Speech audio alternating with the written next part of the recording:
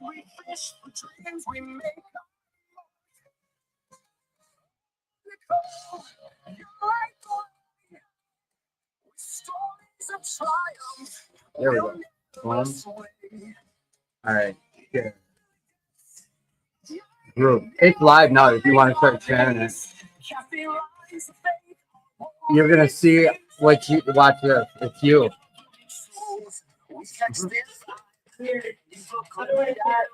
Well, yeah, like if you're on the show, then just hit the share button. I'm sharing it to all these multiple groups, like Sober and Serious, Clean and Serene, Recovery Rock. There's like 60 that I share it to. That's why I need 5 minutes to do it. 218 fishing group. Wow, wrong one. Yeah, 5 seconds. It should be like 5 to 8 seconds or something. Last week I shared it to the county, Dakota County Sheriff. Because I have so many, and I just share it to the sheriff. Fishing. You have a lot of fishing recovery groups. Yeah. But it's up to the administrator to accept it. Some will accept it tonight. Some will accept it like in 4 days. Fishing in the dark, a work of art. It never popped up on. Well, I gotta see. Real quick. Rooted in Christ, faith, hope, and recovery. Oh, 1 minute. Minute 33. Winona, sober and smiling, never alone.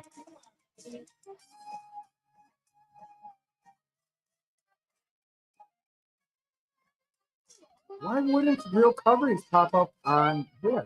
I don't think I'm here. I don't think you accepted me. Oh, then it's different than that.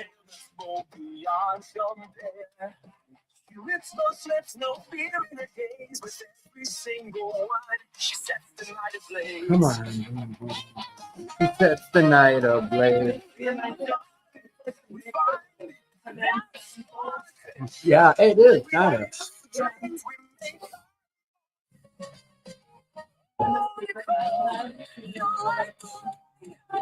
You're a secret metalhead?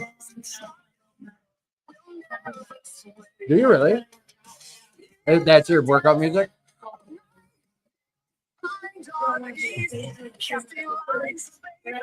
At the gym?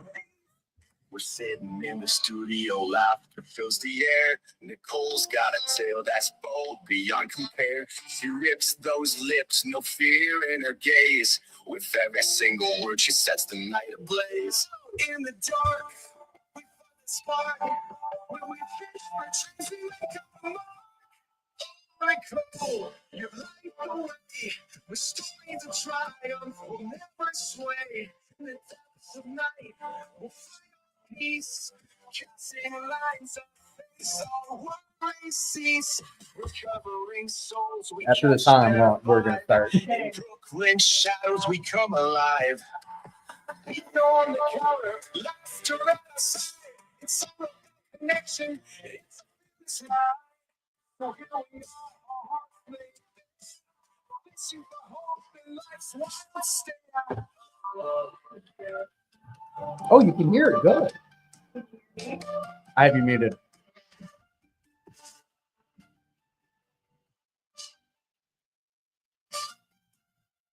Oh, Nicole, you light the way. With stories of triumph, we'll never sway. Welcome back to the Attitude for Gratitude podcast. No TikTok tonight. I'm still violation from last week. At about 9 o'clock, I'll go live on TikTok, but I can't. They give me 7 days. So welcome back to the Attitude for Gratitude live podcast. 4026 Washington Avenue North. We're down here at We'll Work for Recovery every Friday night, 8 p.m. We go live with guests on the show. And big news is next Wednesday, we've got another show starting. So it'll be on We'll Work for Recovery's Facebook page and a bunch of other platforms too. Jake's going to be at the helm with the co-host. And that's going to be the free-for-all setup. Like, we got a show started every Wednesday night. Anyone who wants to come on the show, come on down to We'll Work for Recovery and come get on the show. It's going to be people sharing their what's keeping them sober, what's keeping them clean. There'll be quick fire questions. Jake's got some big ideas for the show, so we're having a big secondary meeting on Tuesday about it, but that's starting on Wednesday next week. Very excited for it. It's going to be in this studio, and like he's way smarter with all this technical stuff than I am, so I'm sure there'll be cooler stuff that you're seeing and like utilizing this whole StreamYard stuff. Last week I was complaining about StreamYard, but it was all on me. Like I'm the reason it wasn't working. I found out. Every day we have meetings down here. We'll work for recovery. 6:30 a.m. structured meetings, and then Wednesdays at 5 p.m. we have a men's meeting and a women's meeting. Every night at 7 p.m. we have a meeting going on.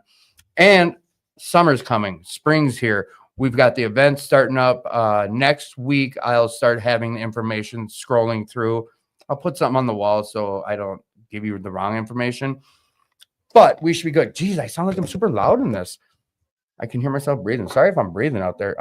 I'm trying not to breathe, and I'm getting that under control, this whole breathing thing. Other than that, as always, like if you're out there struggling, please reach out. You're worth this life you're going to hear us talking about. We don't gatekeep our recovery. You're going to hear someone's story tonight about how they found this life and what keeps them clean and sober and how they've made it here. And like, I always bring up New Hope, Allano. I bring up Fridley. I bring up Blaine, Allano. I bring up 2218, Serenity Village, Eagle Brook, all these places that have helped save my life. So do the guests. Like, if you've got some information about a good meeting you want to share, put it in the comment section. We don't gatekeep none of this stuff. We give it away. I give it away. I don't get to keep it unless I do that. So with that said, like we're going to get going pretty quick here. Chucky's going to come in. Chucky with the Soap of Hope. He's going to kind of explain all about that and present Nicole with something. And hopefully, like, I told him to come in right away so we can get it out of the way, but he might interrupt in a few minutes in. So in advance, I apologize. But yeah, we're in for a good one tonight. We've got Nicole J from Real Recovery on the show tonight. And then moving forward, if you want to be on the show, you want to be part of the show, you got ideas for the show, you know what it is. Reach out to me. My number's going across the bottom. The address for here is going across the bottom.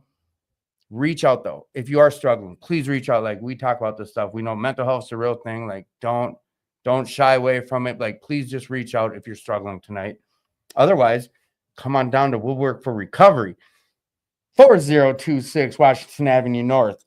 I know I'm forgetting some stuff, but you know what? I'll remember it. Then I'll interrupt her and then we'll talk about it. But yeah, fight for yourself, man. You're worth it. You hear us talk about it every week. Other than that, like we're going to get into this. I hope everything's going good on the other side of this and you guys are hearing everything. It's a whole new platform, all sorts of new stuff, blah, da, da, da, da, da, da. And let's just get started. What the heck? You ready? I'm ready. Let's go. Who are you? Hi, I'm Nicole J. Welcome to the show, Nicole J.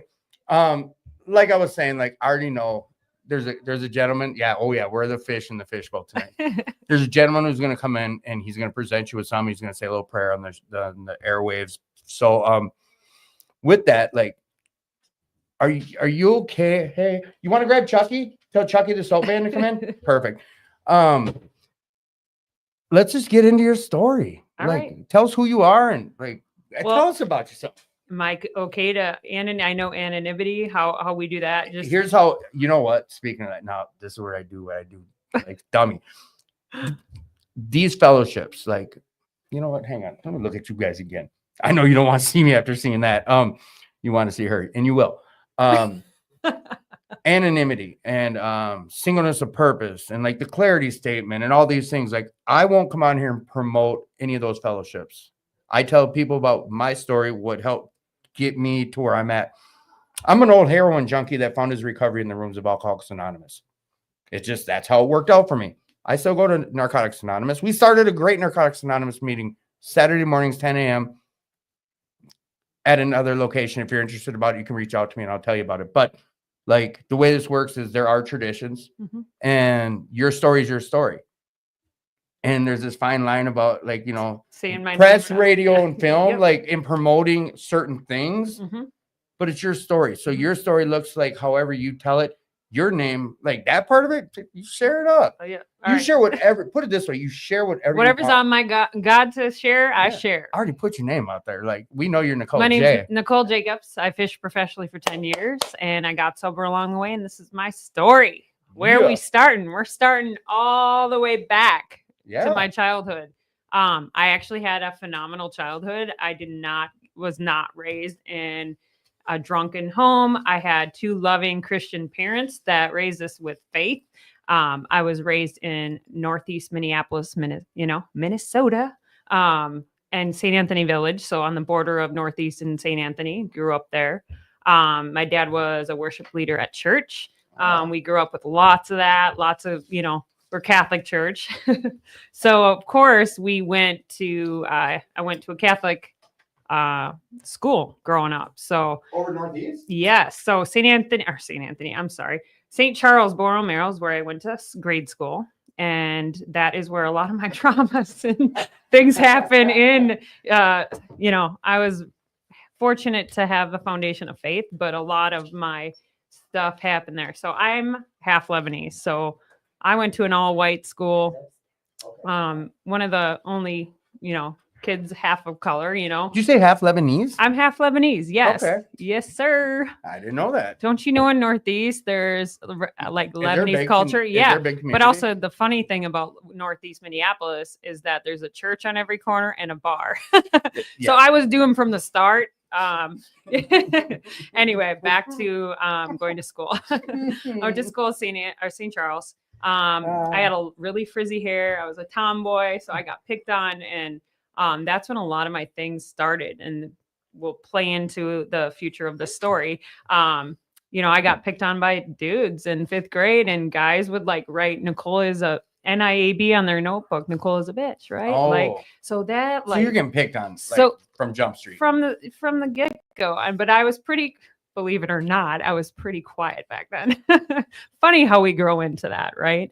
Got picked on by guys. I really didn't want to go to school, all that stuff. But that was where my feeling I needed to prove my worth to men started, right? Oh. And that's later on in my story. We'll get to that part. Yeah. So, move forward into high school. So I went there till 8th grade, moved forward into high school, kind of blossomed into my own.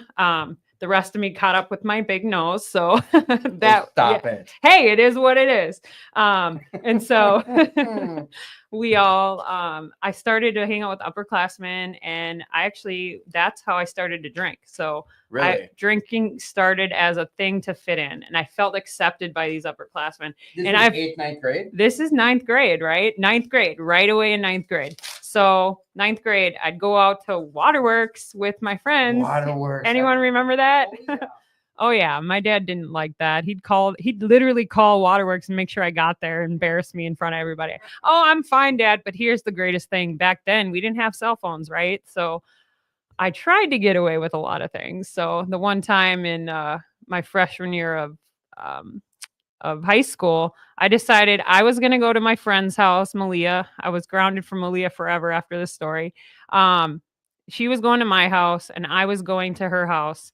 And we said we were sleeping over each other's houses, and we were up all night drinking and smoking weed all night with some college guys. And of course, my parents called the cops, So, all right, we're unpacking. Oh, all you're right, off. Yeah. No. So here's the deal. We're gonna hit that pause button on your story, and this is so rude of me, and I'm sorry, but we're gonna get this not out of the way. But I have a guy here who wants to present you with something. Thank you. He's gonna just sit down and explain what he gave you. Whoa. Hi, No, sir. you're good. Sit What's your down. name?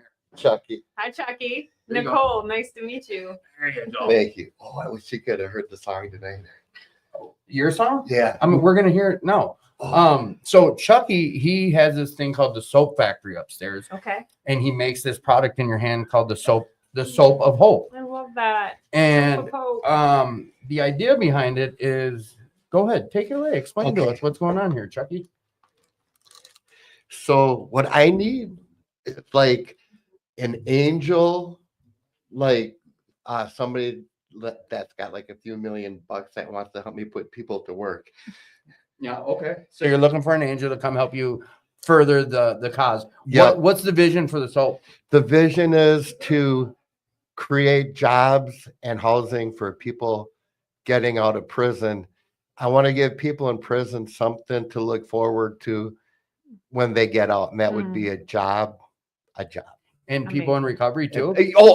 And especially people in recovery. Okay, all right. Yeah, it's like I want to provide jobs for people getting out of prison who are in recovery. Yeah. So, real quick, could you explain, like, how does the soap get made? What do you do in it, over it, about it? It's very biblical. It's like everything out of it's like out of the Bible, and it's prayed over, and I bless it. So whoever uses it, I pray that they receive the blessing that comes with it. And Thank you. What saponify? Like, it's got all natural. It is. It's got anointed olive oil, coconut oil, distilled water, cinnamon, oatmeal. Yeah, all sorts Why? of stuff, and he prays over Lather it. me Like, up. All yeah, right. And all God's Nicole, goodness. everyone who uses this, like, they end up coming back for more. And here's the thing: Chucky doesn't sell the soap; it's here for the taking, basically. But he does accept donations when you come down to work for recovery. Like, there's soap here. We have a future collab here. There in you the go. Hey, one of our real recovery events. So she has an organization that she does, Chucky. So if you'll be listening tonight, you'll hear all about it. Yep. And Chucky always blesses us with some song and a prayer, and then he's on his way. All So right. sorry for the interruption of your story. Next week we're gonna have him come in right away. But let's pray for her. Okay, so this is the prayer when I add this, after I add it's sprinkled in and spoken into the soap. And at the end of making it is when I sprinkle in the cinnamon and oatmeal. And this is the prayer that I say when I'm sprinkling it in hopes that whoever uses the soap, that they'll receive this blessing. And this blessing is right out of the Torah. This is the blessing that Jesus gave this.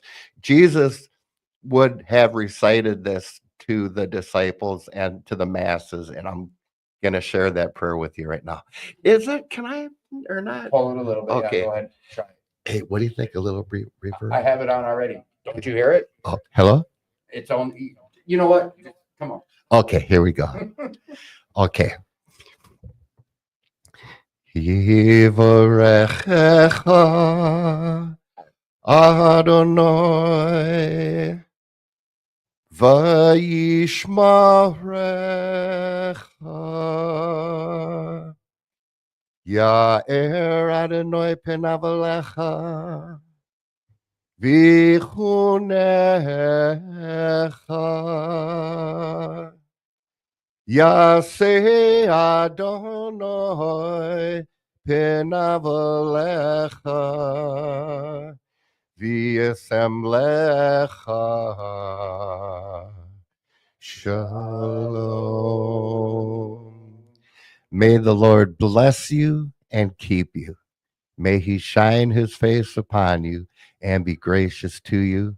And may he turn his face towards you and give you peace. In Jesus' precious, glorious name, I pray. Amen. Chucky, I love you, brother. Come on. I love you, brother. I love you. Thank you. And next week we're gonna get you in right when the show starts. Because rudely enough, I interrupted her in the beginning of her share, but that was my choice. No worries. All right. We can wait on God. That's good. Yes, I'm gonna talk at the end of the show. I'm gonna talk about this again. So Thank you, Chucky. You're welcome. I love you guys. Love you too. Thank Shalom, you. shalom, shalom. And this will be fixed next week. I got something different going on with the chair situation. I'm like a bull in a china shop. No, you're not. You're fine, brother. Trust me, we all are. I at love you, times. brother. Take Love you care. guys. Thank you, Chucky. Chucky's the man. Sorry about that. Don't worry. I We're know, gonna go back. We're gonna All right. dial it back. You're 8th grade, 9th grade. You're trying to impress the college guys, smoking weed, drinking, lying to dad, making up stories already. Yeah, so let's dial back. Went to Catholic grade school, right? Yep. So that's where a lot of my stuff started to come out, right? Mm. And I felt picked on. So Ninth grade, started drinking with upperclassmen because I drank to fit in. That's what drinking was for me when I first started. So yes, Malia, I'm forever grounded from Malia. And my dad, yes. So I went out with my friend, said I was sleeping over her house. She was sleeping over mine. We didn't have phones back then. We could get away with it, but I did not get away with it. Yeah, I was out drinking. Dad still knew. I was out drugging, and knew in my heart, my Holy Spirit, was like, I'm sick to my stomach. I Even shouldn't then, be doing that. like, Oh you yeah, know. God. You were raised right. Yeah. You knew right from wrong. Well, yeah, Okay. yeah. But Okay. I tried to get away with as much as I can. We So all do. my parents called the cops. I get home the next morning, and my dad is just devastated, crying gator tears, big Lebanese man of faith. And I was like devastated that I devastated him. And he's like, I'm not mad. I'm disappointed. He dropped that one on me. And let me tell you, I did not screw up again in high school at all. Really? No, I put me in line for a while. I was still drinking and partying, but it was on occasion. I was really focused on sports, and my dad really put us on a pedestal that always also plays into the story. He said, you can be the best. You can do anything men can do. You can do anything. Like really pushed us as athletes to compete and be the best in our He supported you. academics. Your biggest cheerleader. So love it. Move forward, graduated high school, went to college at the University of Minnesota. Ooh. Oh yeah. Went to college there? Yes, I did. I majored in a degree I don't use, kinesiology. However, what is kinesiology? It's the study of body movement. So sports medicine. You were all in. I was an athletic trainer in my undergrad. I wanted to be that. That's what I wanted to do. That's awesome. Got to travel with the Gopher football team. Did all that. Anyway, so I got into. You just that's kind of a. All right. So okay, come on, keep going. Sports were my thing. I loved being around sports-minded people that are ambitious. But I lost track of myself because I started to, minor in beer bongs and major in beer pong wasn't a thing back then. So we had a 2-story beer bong in my house. I swear to God, growing up, two-story beer bong. My sophomore or wasn't freshman year because I was in a dorm. So you graduate from college. You get a degree. You're partying, but just it wasn't the only focus. So my drinking started, we call that the fatal progression, right? It was just like, I'm drinking now Wednesday nights, Thursday nights, Friday nights, missing classes. Yes, I still graduated with decent grades, but my drinking started to progress, right? We had keggers all the time. I told you, I'll have to find that picture, but 2-story beer bong was something we were known for. Anyway, frat house or sorority house, and also with that drinking came some drug use, and then came the men, right? That was the cycle. The drinking, drugging, and men cycle. But my entire shift of my alcohol and drug use came when the year I found out my dad was diagnosed with cancer. That was just a bomb. I remember I was on U of M campus in physics. My mom called me. She's like, I got to pick you up. She pulls over and starts to cry. And I'm like, dang, that hit me to my core. My dad is still this day, my person. So that catapulted you into party night. Which was interesting. I also got pregnant that year. Of course, I got pregnant out of wedlock. You have a kid. Pregnant out of wedlock. But I feel at that moment in time, it was God's will because I was on a bad path. But my son was born 3 weeks early on my dad's birthday. The year we found out he had cancer. So God is always with us, right? Never thought in a million years I'd be at the time, Catholic single mom. But my dad, like he said, he's like, this isn't, what I envisioned for you, but we are supporting you no matter what. So I know we're going to get to it because I know it's a huge part of your story. But at this point in time, without us spinning out on the topic, was faith a big part of your life at this point too? No, I mean, I was far from God. That's what I'm saying. Back at this time, when you got pregnant, you're in far from God. All of college, I was far from God, wasn't going to church. I always had that faith. I still prayed, did that, but I didn't have a personal relationship at all with Jesus. So moving forward, we're going to skip over a few years to get to the whole story. Yeah. But a couple years, I graduated. I ended up graduating, moved home, stayed home with my parents for a while. Then my sister moved home and we moved in together.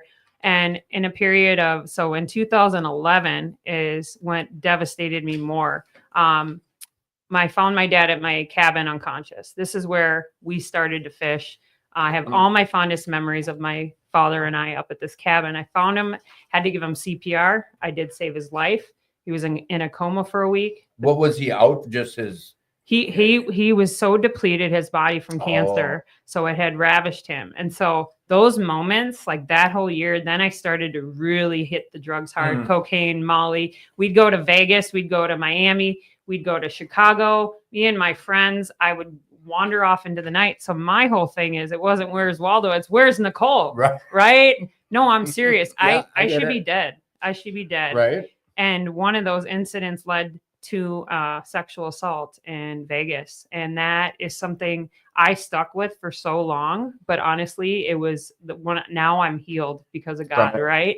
Yep. You know, I'm the type that would wander off into the night. You know, I'm walking back on the Vegas Strip with only my swimsuit and bare feet. Like, and I held that shame for so long, but Christ always heals. So moving and I know we're going to get to this too. During this time, like we know now looking back on it, but like, was the thought during these times, like, I'm going to just bury all these feelings? Is that why we're using and drink? Absolutely. Like, okay. Yeah. I'm just going to not deal with my life, run from my being a mom, run from me being, you know, dealing with my dad dying. Right. And so then in 2012, he did pass away. Okay. And that devastated me. Like the most devastating thing that's ever happened to me. Right. Yeah. However, like, you know, I was drunk. I was high at my dad's funeral. I just like, I couldn't bear it. Right. But I also was putting all my time and energy into my job at the time. And you have siblings, right? Yep. I have two younger sisters. Okay. And they were my sister that's close to my age was pretty much doing that as well. Right. I mean, we were trying to cope with this devastating loss to our family. And then I was just continuing to the progression, and we talk about that in AA. I'm an AA. It's a big book thumper. That's who I am. I am. I live by two books, the AA big book, and I live by the Bible. And anyway, so moving forward, my dad died. I was really like putting all my energy into work, doing really good in sales, like crushing it and going out, taking clients out, and then in sales, that's all about partying and I mean, I was, and I was like, I'm going to transfer it into making money. Right. So I did. But 3 months after my dad died, I was in a rollover car accident, and I was doing cocaine and stuff the night before. They didn't test me for drugs. They tested the other guy for drugs, but I got hit by a guy and I was in a rollover. And to this day, I have chronic migraines from this. Really? But I really feel it was God's hand saying, enough. This is not how you're going to live your life anymore. And this was when? This is in 2012. Okay. 3 months after my dad died. Okay. So was in that wreck, had a TBI, suffered for a while there. Traumatic brain injury. Yep. Suffered, and then lost my job because of all this. And I felt it was all a blessing. And I found I just needed God. I knew I needed God. I knew I needed a church. I wasn't going to go back to the Catholic Church. Like I did just some things that I didn't like about it, you know? Right. So I call myself a recovering Catholic now, but but this is your journey. Like my you had journey, to find, okay. But at the same time, looking back at going to that school, I was grateful for that foundation my dad laid, grateful for the upbringing and the worship leading that we had, because I don't think I would have found God again. Right. I did. And I went to Eagle Brook Church and I was there for 10 years, but I went on a mission trip in 2013 to Nicaragua that forever changed the entire course of my entire life. Nicaragua. Yeah. So I get to Nicaragua. I've never been out of the country. I'm terrified, right? I'm in these cities. Like I said 100 Hail Marys on the way there. And I said 100 Hail Marys when I went to bed at night the first night, because I was terrified. And this was missionary work? Yeah, like mission work. Honestly, I can't explain it. The kids there had more faith in Jesus than us. They had no clothes, no shoes, no parents. Yeah. They're in orphanages. It is life-changing. If you can go on a mission trip, it will change your life if you put it into. And I surrendered to Jesus there. When you were in Nicaragua? And I was in Nicaragua, and God was so apparent. He knew in my heart I wanted to do something that honored my dad and my favorite pastimes, and it was fishing. And it was so clear. I still have it in my journal from then. It says, you're going to empower others to follow their passions through faith and fishing. I had no idea what that meant when I got back, but I knew that it was my calling for me to follow that mission statement. So I get back, I start doing some jobs. Like I was bartending at the time. I did not stay sober. I didn't think I was an addict, but I didn't stop doing drugs. Just I drinking. knew I was still drinking. We'll get to that. Okay. All right. So please, am I going too fast? Absolutely not. I talk a lot and I need to shut up sometimes. So tell me. I'm the one who gets feedback from people like, Tim, you're always cutting people off and you just over talking to. So keep it coming. No, please ask questions. No, bro. I slowly interrupted, but so I get back. I'm determined to make a way in fishing. Started getting some sponsors. Started volunteering my time for Fishing for Life. And two quick things. Yep. Because I want to not pause this out here, but this is interactive. So people listening, and if you're not already, you can post questions, and you're okay answering. Absolutely. Okay. And I also have my phone number going across the bottom. So if you don't want your name popping up with the questions, you can direct message me. Here's the other thing I want you to know is we have tons and tons of people that listen that have never been in the rooms of recovery. Okay. So there's some questions I'm going to be asking throughout that you're going to be like, yeah, of course, dummy.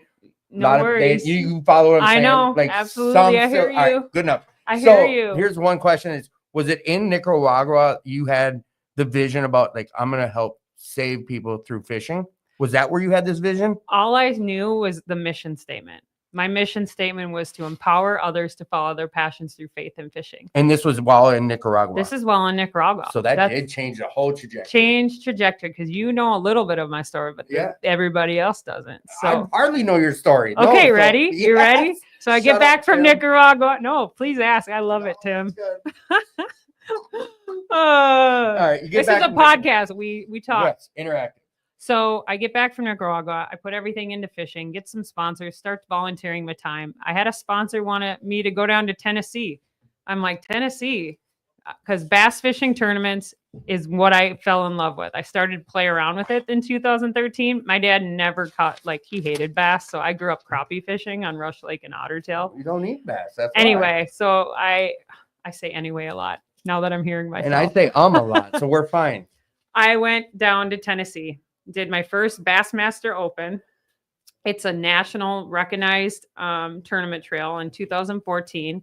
I got 14th place out of 200 guys. And all I was thinking about in that tournament was like, my dad is here with me. Like, God, thy will be done, right? Like, and I had no idea. This was Bassmasters? This is the Bassmasters, yes. Yeah, I got thousands of dollars to enter that 14th place out of 200 dudes. I got notoriety. That's you're in the top 5%. And honestly, all I wanted to do was bring people to Christ and bring people to fishing. And then 6 months later, this is crazy.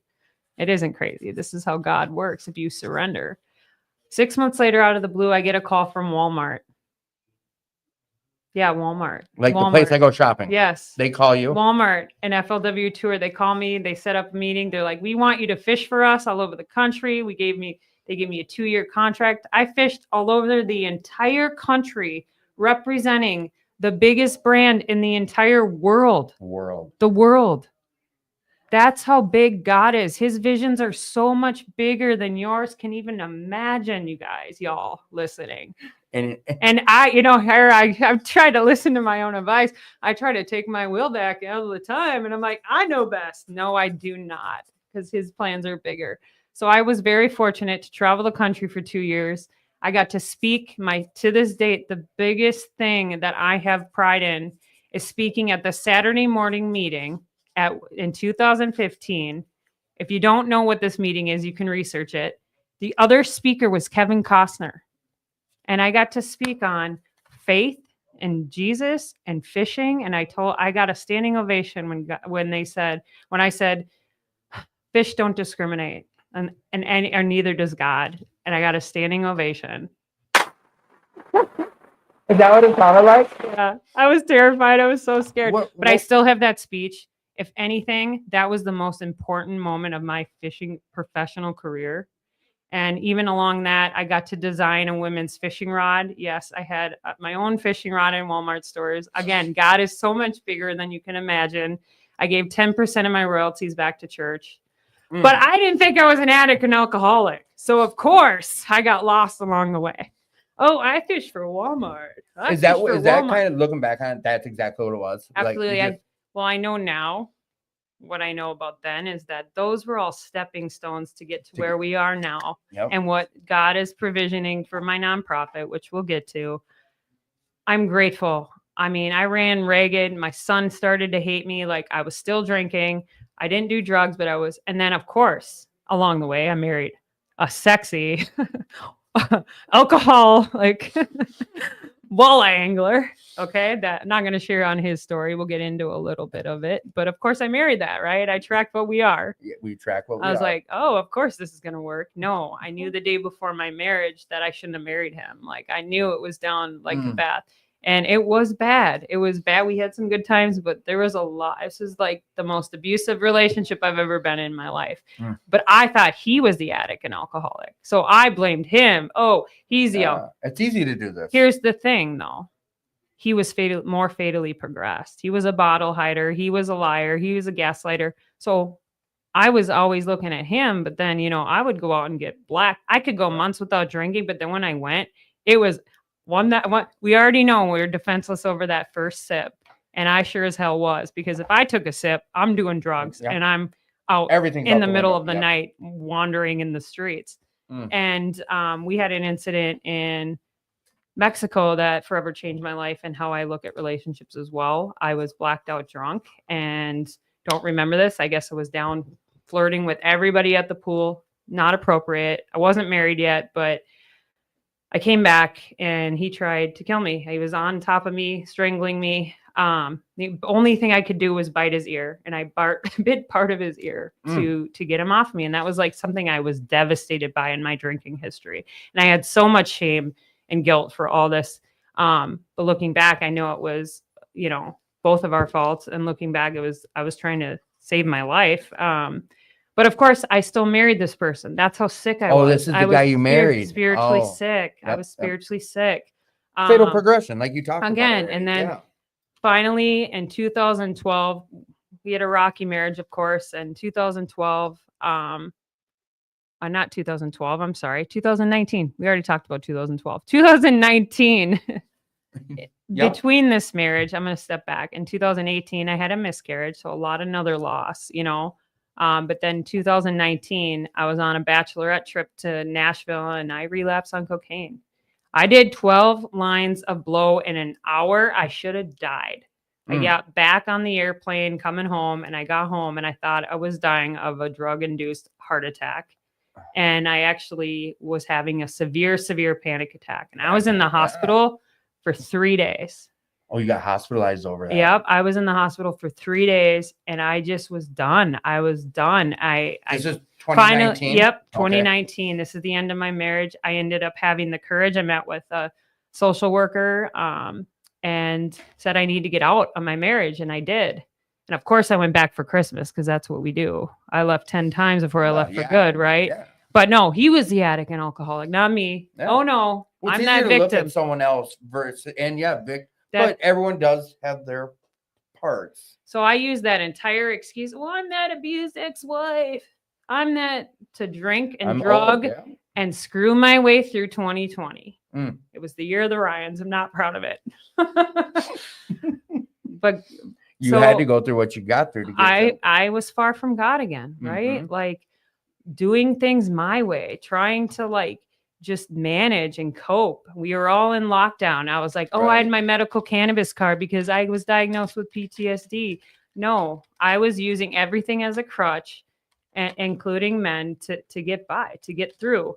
And then finally, on the fall of 2020, I will never forget it. It was my light, my bright moment again with God. And I was like, I'm done. I woke up after a bender on Tonka. I did a lot of partying on Tonka after drinking, drinks turned into, I used to try to think I could just drink beer. We talk Right. about that in the Right, big book. right. Yep, yep. You know, beer led to shots, this, to led that, to yep. weed, led to cocaine, led to me almost getting raped for a second time on Tonka.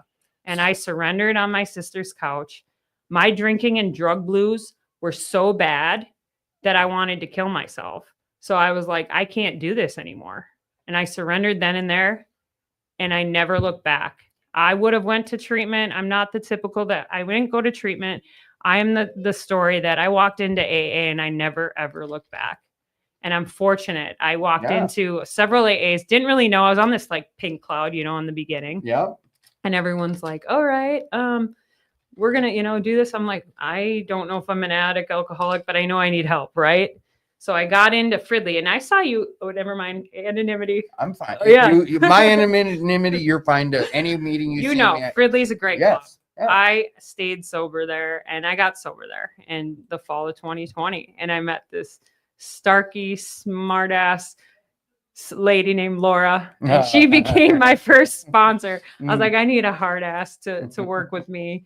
And sure enough, she gave it to me good. I remember coming in and be like, I got God, you know, like I got God and all this. And she's like, well, aren't you pretty and aren't you shiny? She looked at me in the face and said, aren't you pretty and aren't you shiny? She goes, you will get closer to God in this recovery journey. And she didn't co-sign nothing. No. And I was like, I got God. And again, and then 9 months in, I didn't show up to our meeting and she fired me. Really? She fired me. Yeah. Hey. It was the best thing that could ever happen. I finally started to take the steps seriously. What was that date? What was the my date sober date? Yeah. Okay, so my sober date, I originally came into the rooms of fall of 2020, so it was 9/7/2020. Mm-hmm. But my true sober date is 10/11/2020. I get 10/11 mixed up with my son's birthday, 11/10. He's 11/10. 10/11's my sober date. So 10/11/2020 is my sober date.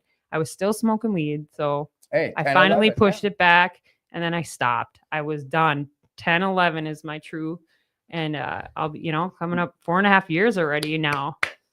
You know what? This is where we go. Hey, we celebrate clean time in this on this show. We do. Big time. It's a big thing. But I stayed sick for a long time. I'm gonna tell you right now, Dick kept me sick in the rooms. I'd go to the rooms and try to get hit on. I'd try to do the inventories on the fears and the resentments, but I didn't do that thorough sex inventory. So AA has been what has kept me sober, and the Bible.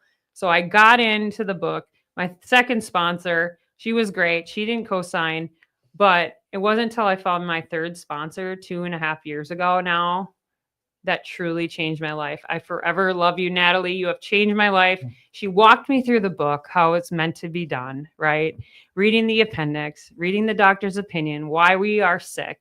You know, it started to make sense. Yeah. We have an allergy of the mind and the body, right? So and then we go on to Bill's story. That is the fatal progression. And then I'm looking back, I'm like, dang, boomer, excuse me. My ex-husband wasn't just the only addict. I was too. Like, I was super sick and I allowed this behavior, not condoning any of the actions that he did, but I was sick as well. But like you said, this, like, all right, I'm going to slow you down at this part of you getting taken through this book thoroughly, finally. Like, I know you said that your mission trip, like you had this vision, things changed. Yep. I mean, and then from there to your sobriety date, like that's a whole 10 plus years almost, or what, my math's not the best. Yep. But you're talking 10 years. Then you get in the rooms and you're this shot. Look at me, You have a lady not co-sign nothing, then fires you. Yep. And then you get with another sponsor and then you guys start working through the book. Like I've already had a question come in, like how would, let me just read it. Yeah, please do. And this is, how would you explain it to someone else how important that book and going through it thoroughly was for you? I'm going to say this. Just because you get sober and come in the rooms doesn't mean you'll stay sober. You can be in recovery here or you can be in sobriety. And being in recovery looks like going through the steps. Things don't change if things don't change, baby. That spiritual awakening you want to have is change in behavior, right? And I started to change my behavior. I'm not dressing up to go to meetings. I'm not trying to look cute or try to get hit on by guys, right? Yeah, we're not in meetings for those reasons. We're in here to get better. I didn't realize what I was attracting, right? Right. And I stayed sick, and I see so many women. This is why it's so important. I want to talk about the sex inventory. So many women do this pattern of relationship to relationship, and some of us do the cycle of pregnancy, and it doesn't need to be that way because Christ can provide that. And if you do the steps in order how it's meant to be done, it'll change your behavior. Now, That spiritual awakening in the back of the book, like we said, is change in behavior. It's change. You don't start swearing. Our old behavior are always there. I'll tell you right now. Oh, yeah. I was at McDonald's last week. I'm going to tell you this story. I'm in the line. I'm following the rules for once in my life. It's like a yellow line. You can go left into the to the drive-through or right. I go there because I'm sorry. I'm addicted to Diet Coke, and McDonald's Diet Coke is the best nectar, nectar of the earth. My brother says the same. He's like, McDonald's, no one beats McDonald's Diet So Coke. I'm in line, and this lady out of nowhere comes to my left and buds me. And that you bitch came right across my head. And other words came through my head too. And I'm like, holy crap, what's going on with me today? No, I'm not kidding. I immediately call my sponsor. I'm like, what the heck? She's like, your son's been struggling. And I'm like, yeah. She helped point out some things. Yeah. Like that's what we do. I still it might come out in my head, but at least I catch myself. That's the big difference. Right. And we're not going to always be our best selves from day to day. Sometimes we're sick. Sometimes I have a migraine and I'm not my best self. Right. But now I check my inventory daily and I check, why am I feeling like this? And if I have a problem, I'd put that pen to paper.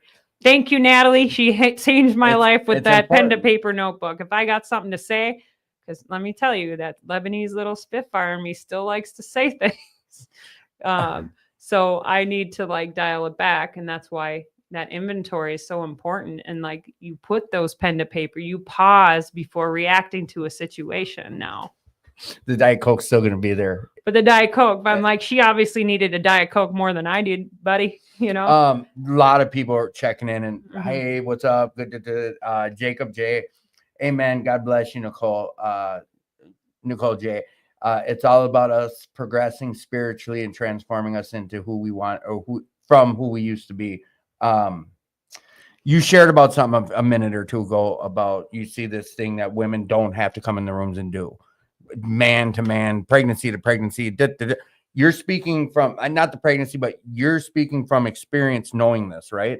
I'm speaking from what I see, and I'm not taking anyone's inventory, but we want to, for me, Christ can provide such a strong foundation with you. Perfect. And in tandem with the AA Big Book or your program. But I'm telling you right now, that AA inventory changed my life forever. And now I don't act that way. I don't act certain ways. I mean, sometimes things will come out in the McDonald's line apparently, but I don't recognize it. I recognize things, and I choose to live for Christ, not for the world. Right. And so that book is exactly, I'm going to say it, Oxford Groups was a Christian organization that started AA. Mm-hmm. There's some parallel. Mm-hmm. And, a message to all you who maybe struggle with faith. I want to say this, and I hope it resonates. Some of us have lost everything. We have lost everything. You have nothing to lose, but everything to gain for believing in Christ or your higher power or God. I promise you, if my story can continue to empower you, you got nothing to lose. We've already lost everything, but you got everything to gain. Passion. I love it. So, all right. So you, guy came on and he was like, you know what? I took until my cup was empty. And then I realized I got spirituality in my life and I started giving until my cup was full. That paradox, to me, the way he worded it is just yeah, he's the same guy who said I took steps and things I didn't believe, but got results I couldn't deny. This whole thing with this recovery and what have you about it, everyone's journey is going to be different. And I wasn't, when I'm oh, but you're speaking from your own experience, I wasn't trying to get you to say I'm not taking people's inventory. What I was saying is the question came in about it to ask you to go more in depth, and it was from a woman. Yeah, what? I think they're struggling with walking into meetings and men. Yep. Let me tell you what you do. You want to know how I fix that problem? One, I've been pure for the last 10, 12 months now, almost a year. Like legit purity ring type, pure- like boom, like Pure from Yeah, men sexually. and or no, what's that? What's celibate? I've been celibate, That's and the it has word. been the most healing for me because I didn't realize I was doing this cracked out behavior in the rooms, right? Like looking for attention and all that. Well, And I was and then if people treated me poorly, I'm like, well, I'm the victim. No, I'm not the victim. I attract what I am. But my life changed when I started doing the inventory and when I started getting solid women friends in recovery. I stopped talking to all the men in the rooms. I started going up to the women, how my sponsor went up to me and she changed my life. And Natalie, you know, she said, get on that phone, dial all my women. And when I started to put into these women, now I have relationships with my sister again. I had broken that relationship. She had always wondered where I was when we, you know, were on our trips. She's still, you know, out using and stuff, but that's not my problem. Like, but I didn't even go to her wedding the first year I got sober because there was no way I was going to, and I've had to make an amends to this day. And finally, her and I have a relationship again. I get to be in my nephew's life because of that. You're the responsible one. I have a relationship with my son. We're still doing the layer thing, and he struggles with his own addiction issues, but we are building, you know. I remember there's something that devastated me when I fished for Walmart. The last year I fished for them, he goes, you love fishing more than me. And I have to own up for that. I owe that. And now I'm present. I'm helping my kid. I'm making meals every night. I never used to do that. I was an absent mother. He never saw me drunk or high, but he saw me hungover. He remembers me sleeping. And now that I have migraines, it's a really double-edged sword because I have to sleep sometimes. But you owning, have to sleep? Owning. Yeah, I had a bad one this week. It is what it is. I'm being Sleeping Beauty. Sorry. Yeah, I'm out for 3 days. But no, I get it. You've seen mom with the hangovers and sleeping all day, and now all of a sudden you got a migraine. Medically, you need self-care or whatever. But still, I have a choice to be present and put him first every day, right? I mean, Christ is first no matter what. And let me tell you, when I started to change that behavior in sobriety, getting around the right women, my life, I have complete, utter peace right now today, utter peace. And I've gotten closer to Christ. He is the biggest thing. Every morning I wake up, I worship him. Every day in my car, I worship him. My friendships, my choices, there's going to be temptations in the world, but I'm living this life. And then let me tell you that what the biggest thing that has come from this is real recovery. 2 years ago, he waited on my heart to start my nonprofit. I almost jumped the gun. All right, come on. I want to hear. To start my nonprofit, I was in church at Substance, worshiping, and he said real recovery. And I was like, what? It's to unhook addiction, hook fishing. So real recovery, we strive to unhook addiction, hook fishing through Christ and outreach. We are an official 501c3. We are official from last year. Gradually, everybody came together. I got another guy on board. He's a big wig in the outdoor channel. I got another friend then fishing that got sober right after me. And then I met somebody, Sherry, I met her in the recover world to bring us all our board together. And it's been amazing to see God work and build. We went to Walk for Recovery, got notoriety. We have a 90% turnout rate at our first event. We put on fishing events for people in recovery to restore their family space and harm reduction. And it's been so cool. So the 3 things I see for us is we are doing sponsored fishing license. So if you're in an active program or sober home, you can apply to get a free fishing license for us. My goal is to raise 100 fishing licenses this year. How can someone give? Yep. I'm going to put the link on here. Yep. So what is it? I mean, I don't have it up the top of my head, but it's on my Facebook page. Okay. So www.realcovery.org if you want to donate to us. We have a separate fund going on right now, fundraiser through Zephy. We're trying to raise 100 fishing license. That's $26 a piece. So that's $2,600. We have gotten 9 license so far. So then we are going to do a process. So if people are in, a teen challenge or any type of recovery program, inpatient, outpatient, they can apply to get a license through us. The second thing we do is inner city free fishing events for people in recovery and their families. and that has taken off. Our first ice event was in February, and it was so special. We had an 80% turnout rate, and a family. We got to see a dad and a guy catch a fish for the very first time. I saw that. And he said, "Thank you, my friend. My kids could have given up on me. You're giving me a space to restore my relationships with our kids." Like, it's amazing. So along the way, I've met a lady that reached out to me. She created our media kit. She created this amazing graphic thing for us. And now we have a media kit to bring to sponsors and to people.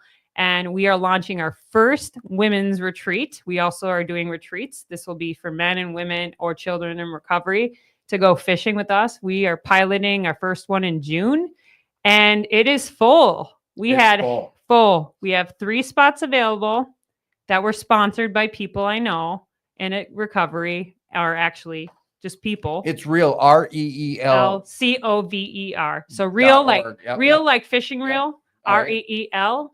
Covery. COVER. I Real put the link up there, covery. yes. I put Not the real link up there, recovery. yes. It's real covery. And The word- Elizabeth Johnson just put a full link up there as well. Thank you, Elizabeth Johnson. They're coming to our event. So I want to invite you all to our next free shoreline event. You don't need a fishing license. We have a permit. Come enjoy the fun. We're going to have fellowship. We're going to have cornhole tournament. We're going to be fishing. And then we're going to be giving away a guided walleye fishing trip that you could win if you show up. Please register. I know I just shot you a ton of things. You can find everything on our Real Covery Facebook page. Are you also Nicole Toupee Mm-mm. on this Venmo? Oh, all right. Nope.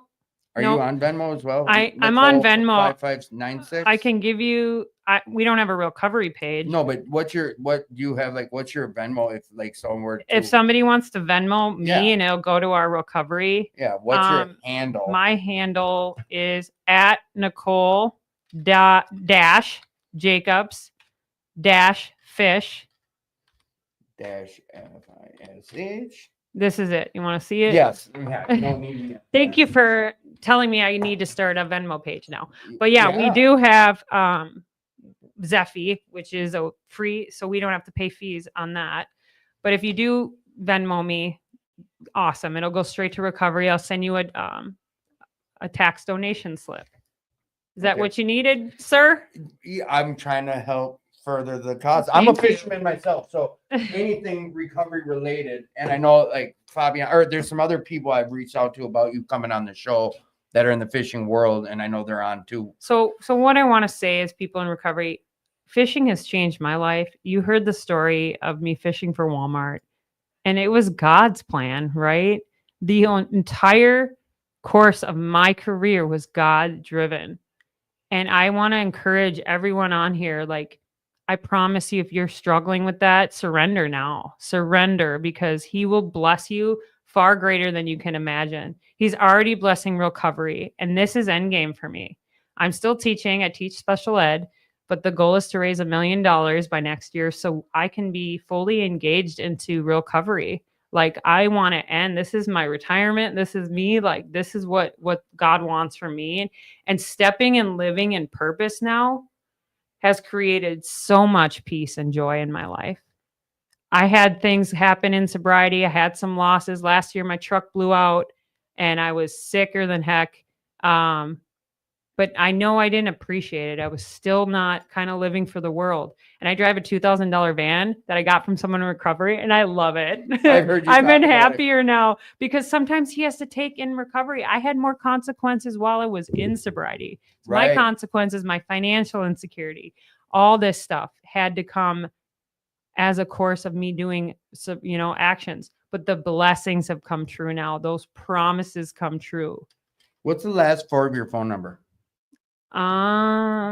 It's Cola, my nickname. 2652. My nickname is really? Cola. Yeah. All right. So, and because I just looked and there's quite a few that are very similar. Mhm. It's Nicole dash Jacobs dash like a number. Hers is legit because Attitude for Gratitude just sent her $78 for 3 thank different you. licenses. Thank you. But in order to do it, you have to confirm the last 4 of her. Here, you could number. have just taken a picture. I know, but instead I did Thank this. you, Tim. That means a lot. You just gave 3 fishing licenses away. Thank you. Attitude of gratitude. Did you get it? Let me Make double sure. check. Yeah, because yeah, that's Yes, all sir. right. So, and then it's. I just want to make sure because I did this a while ago and I didn't confirm. So anyone out there, I'm putting it up. It's Nicole hyphen Jacobs hyphen fish.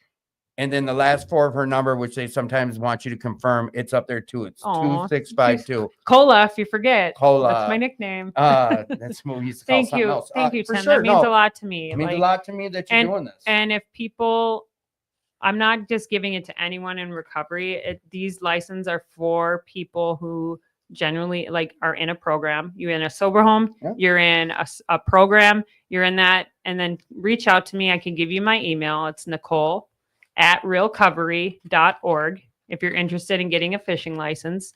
We have a partnership with Joe's Sporting Goods. We haven't figured out what the DNR, how this fishing license stuff is going to work, but we're going to go there and we're going to get you a license. So, yeah, that's really all you need in order to get a license from us. Reach out to this. What is it, web page? Reach out to this. I just put. All right. So there you go. Like my email. Yeah, they can email me. And so we have an actual form that they need to fill out to get these fishing license. We're on track, man. We got what? How many I said now? We got 12 now fishing license to give away. So no, anything we get. And fishing season is right around the corner. Fishing opener is May 10th, baby. I hope y'all on Mother's Day weekend. I know. Well, I'm still fishing. My mom, they know it. The last 10 years, like I'm fishing. My mom, my son. We're gonna go to the Twins game. I have one of my best friends coming into town from Hibbing. She's my only hunting and fishing friend, and she's a normie. Yeah, we're gonna go fishing on Mother's Day as well. That's awesome. So I'm excited. And then my son and I think you're going to go to the Twins game. So, but yeah, it's been an amazing journey. I mean, we struggled in sobriety when I first got in here, right? Because I was trying to do my way, but I want to talk about something too. Come on. No, this is your show. This is something that I struggled with when I was in AA is I call it the third step shuffle. I don't know if I should actually act this out. Okay? Come on. Yeah, hell yeah, act this out. Let me zoom out. So the third step shuffle. Come on. Is this. So this way's my way right here, right? Mm-hmm. This way's God's way. And for so long I did this dance. Oh, I'm going to go back to my way because it's better. And tiptoe back, right? And then go back because it's my way is better. Then I could shimmy and shake and I'm back to God's way. Thank you, Jesus. And then I'm back to my way because I don't like it. But you know what's funny? It's always me crawling back to God's way. That is so important. And it's crawling, right? And sometimes he prunes our relationships because he knows where we're growing. And I'm in a season right now where I've outgrown a lot of things in sobriety. What do you mean? Like I've outgrown certain things, certain fellowships. Fellowship is amazing, but like certain meetings I won't go to. Like I just feel like I'm on this spiritual journey and growing in the leader that God wants me to be. So I'm very mindful now of who I associate with. Right. If that makes sense. 100%. Because I look at it this way. Who you associate with can keep you spiritually sick or spiritually fit. Yep. I stay out of the drama. I stay out of all that now. I always think about that with Bob Show. I know there's certain people we have in our lives that God puts in our lives. And it's on us. It's on self to utilize those. I'm not trying to come off some grandiose sense of self that I'm better than anybody. I just know, like, I used to like think it was isolation and like, oh, but God has talked to me and sees what this path is for real recovery. And it's going to be exciting. Like that I'm sponsoring women too, that are amazing, and to see their lives change and to have these women's programs and 100%. Retreats going to be faith-based and recovery-based and fishing. We're going salmon fishing in Algoma, Wisconsin. If you've never done it, you guys are going to have a blast. The women are going to have a blast. Yes, men, if you all are probably like, what are the men? Yeah. We are planning a men's retreat as well. All right. We are. Yes. So we will have a men's retreat this summer as well. So, good. So what questions you got for me? Oh, you're done telling your story? No, I mean- you're nowhere near done. I've still got now. Yes, It's time go, I it's interrupt and yours. bring us Come on. spiritual awakening on your sister's couch that next day. Excuse me. See you, buddy. Thank you for being here. So here's the thing. I always Sherry M. Can't wait. I have Love you, Sherry. There's so many. She's a huge part of recovery. Is she? Yeah. Yeah. You have tons of people. Like I got a whole list, so I make sure I keep shouting out. And if I miss your name on shout outs, like it's not personal, it's because I don't have all the access. I had like 3 questions come in during it. I always do when people share about Can't having, you go scroll back up Yeah, and read them? of course. You got this, boy. I know the questions. They're always the same because Yeah. I have this one person who is very interested in other people's journeys. Whatever. We all are curious. Yeah. Your spiritual awakening. Now that's why I kind of kept probing questions throughout, like, oh, you had God in your life during these times of drinking and when this, can you take us through that day that you said, after I'm done. Minnetonka, you almost got assaulted and you were drinking and drugging and everything. You got to a point of you threw the towel in.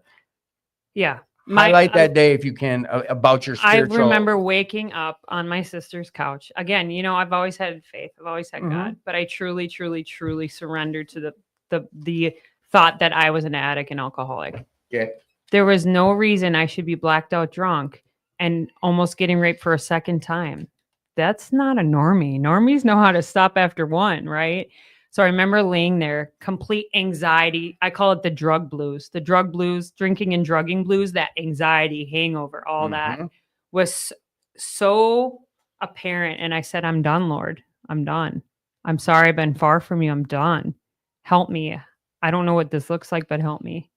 And so I walked in to several AAs and then I found Fridley, Alano, and that place changed my life. I do go to East Side Alano now and St. Paul. That's my home group on Monday nights at 5:30. But I still dabble in Fridley. You'll hop in on a noon meeting. All those old timers, and I just went there for Easter. Popped in after Easter service and after Easter brunch with my family. Like, don't forget where I came from. There is some healthy recovery at Fridley. But no matter where you go, there's going to be drama. Yep, and there's also going to be good recovery. Yep. I had a guy because I complained about a meeting in Golden Valley. When I left my treatment, I made a meeting list 7 days a week. Went every day for that first year. And as a matter of fact, I'll share about Tradition 5 over in Golden Valley. And I started building a resentment because people weren't being nice to me. I didn't fit. They didn't accept me. Oh, because it was your way, right? So for that last month in my first year, I'm like, they're not going to recognize that I'm coming up on a year. And like, no one wants me to be part of this. All I want to do is be part of blah, blah, blah. And they didn't. And I left. And I talked shit about that meeting for 2-3 years. Till I told my sponsor how unfair this was and how not good they were. And he said, what'd you do to change it? Yeah. You just sat out here and bitched at people about it? What'd you do to make it better? Did you help so the next guy who walks in feeling like you doesn't feel that way? So I went back and now I'm like not part of it as much anymore, but I went and made the change. Like I made the meeting. I didn't make it different. I just brought some solution in there because that's what I get to do in recovery. Sorry, today. my kid is calling me twice now. Answer it. No, I'm gonna mute you up. Make sure. No, we're good.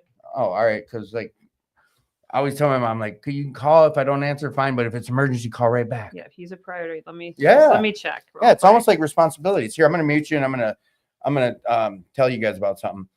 I wasn't complaining about this meeting, Tradition 5. What I'm saying is like that meeting helped me grow. I had a sponsor who helped me recognize like, don't sit and bitch about something. Be part of the solution. Go in and help change it, And that's what I did. I went back and it wasn't a sick meeting. It wasn't a broken meeting. It was a great meeting. That meeting's been going on forever. I love Tradition 5. I just had my little hangups and then I went back and made my little amends. And now they have great service positions there. And that place helped save my life. So like I said, we talk about a lot of different places. We don't gatekeep our recovery in these rooms. Be part of the solution. Okay. Sorry, my kid only wanted the Hulu password because it was such a crisis. That is a crisis. But it is. It is a he's a priority. He's yeah. second to recovery. So third. Well, third, you're right, because God, recovery. Yeah. Amen. Paul, that's the order. Yeah. Paul always said he said it a lot more before, but it's if my recovery doesn't come first, everything I think I love and want will come last. Well, and I also like to say the prayer. We are so selfish and self-seeking. We can get so caught up in our ways and caught up in our own selfish bondage of self. Yes, It's a real bondage thing. of self. Yeah. But I try to wake up. My prayer is in with God, out with self. In with God, out with self. Because us addict and alcoholic can think about ourselves all the time. Yeah. And like I said, it took me 4.5 years, but it took me 4 years in the program. But finally, I would hold on to this area in my life, and that was like the dating. Don't let that go. Why was I attracting all these guys that aren't good for me, right? Mm-hmm. Like, I stopped, and that was really hard because I'm like, I was abused before, but that was my way. So God will always have that man, like my future. You're supposed to write after your sex inventory your ideals. I know what that man looks like to me because I know what the Bible says, right? And I know what the big book tells us, like making those ideals. Like, I'll never not date a man of God. Like, if you don't have God in recovery, I don't know. Yeah, I don't know. You have your for me, like Christ has to be number one in any future relationship that I have, and then I'm content right now. You're giving everyone the secrets now. Come on. Hey, that's the key. You got to figure it out yourself. But God's the answer. Christ is the answer. I love you. All right, so in the spiritual awakening thing, like I said, we have tons of questions that come in about it, and someone's out here struggling, saying like, I want to have a spiritual moment. I want to have a spiritual awakening. I want to experience this, and I want the desire to be taken away, but it hasn't happened yet. I haven't had a burning bush moment. What do I do? I don't think everyone has those burning bush moments. I think I've had several spiritual awakenings. I had a spiritual awakening saying I'm done with drinking, but what they talk about in the big book, it's you have to do the steps. I'm going to tell you to get into those steps. That obsession of drinking or those cravings will go away. God will remove and do for us what we cannot do for ourselves. So when I say go all in on God, because he's all in on you. He's all in on you. He does, your higher power, like God can do for us what we can't do for ourselves. And untreated alcoholism looks like this: jails, institutions, and death. Oh my. The book tells us that. Unfortunately, I found out today that someone passed away in the fishing world, and might be, I don't want to assume, but he struggled with addiction for a long time, and it hurt my heart today because he's got young kids, and you know what? This is life and death. This is life and death. Yeah, it's not a joke. No, and like I've said this before, it's like I'm sick of hanging T-shirts up. I'm sick of letting balloons go at funerals. There's pizza and chicken wings in there if you want. Better get some. Yeah. They're watching a game. Like I said, you guys. They're in there watching a basketball game. Oh, the Timberwolves. Is that who? Yeah. I don't follow. So I follow fishing. Like, me too. Boy. I just don't. Ever since recovery, I just haven't. My sponsor took me to the Wild game, and he's like, "I got these tickets. Want to go?" I'm like, "No, not really. I guess. All right." I get what you don't want to do normie activities anymore. Me neither. I don't know. Fishing, recovery, family. Yeah. Yeah. Well, and that's the thing. Like, I bought this camper last year up on Fish Trap Lake, and like, it's the best thing I ever did. Like, every time I'm up there, it's like serenity. I did a show from up there once, matter of fact. But you know what it's like on the water, right? Yeah, like that's my time with God. Yeah, my sponsor said that to me. I have not ever really had I'm very curious about God related stuff, but I've never when I walked in these rooms, I was like, whatever you tell me, I'm going to do. Mm-hmm. I want it. I want to stop living this way. So whatever that looks like, I'm going to do. There won't be a hurdle in front of me to get clean or get off the stuff I was doing. And I wasn't like, oh, I don't believe in God or I have an issue. He mentioned it once. He's like, I think we're up in Brainerd. And he's like, look at the lake. I'm like, yeah, it's beautiful. He's like, look at all the trees. Like, he's pointing out all this beautiful stuff. He's like, who do you think did that? Because also, great point. But like when we're out there in nature and we're sober, we can appreciate the beauty in his masterpiece, right? Mm-hmm. Mm-hmm. And I was so blind. It's like sobriety and doing the program. I have now removed my rose-colored glasses and I can see in full color. And it's beautiful. Like, I see everything differently. I see my Right. the world It's like differently. colors, but yeah. I see my friends differently. I see my son differently. Mhm. I was so stuck in self and selfish thinking. And this goes back to that elementary time getting picked on by boys because I felt I needed to prove my worth to men. And that went. And with you I the whole had time? to, yes, my entire life, I didn't realize I was trying to prove my worth. And I didn't have to prove anything to anyone No. but God. And now I stand firm alone in Him.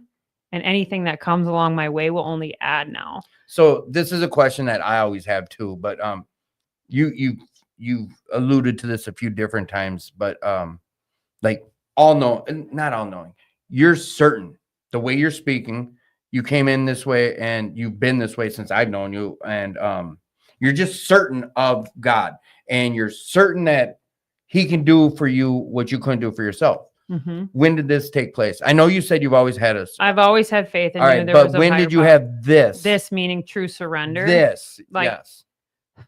That God was everything. Mhm. Like, explain your question. Sorry, I That lost track of when it. did you realize God was everything? Because He constantly gives me God winks. I don't know if you know what that means. It's Explain. God winks or God shots or Mhm. things in public. I ask God in my brain. Mhm. I'll dial it back. I ask God to show me something. Mhm. So when He asked me to go all in on recovery, I asked for an orange fish to show me an orange fish. There's no orange fish, right? All week up to there, I saw an orange hat. I saw an orange cup. Sobriety allows you to open that channel up and have that God consciousness that they talk about in AA. And then I saw kids at an AA meeting with orange suckers. And like that night, it was his like New Year's resolution. That night, sure enough, on my timeline, I see like 5 orange fish come on my timeline. What the hell? You know, like, no, that's God. That's God talking to you. I asked my friend to do that. She asked, I'm going to share part of hers. She picked a blue turtle, like blue turtle. Yeah. Who sees a blue turtle?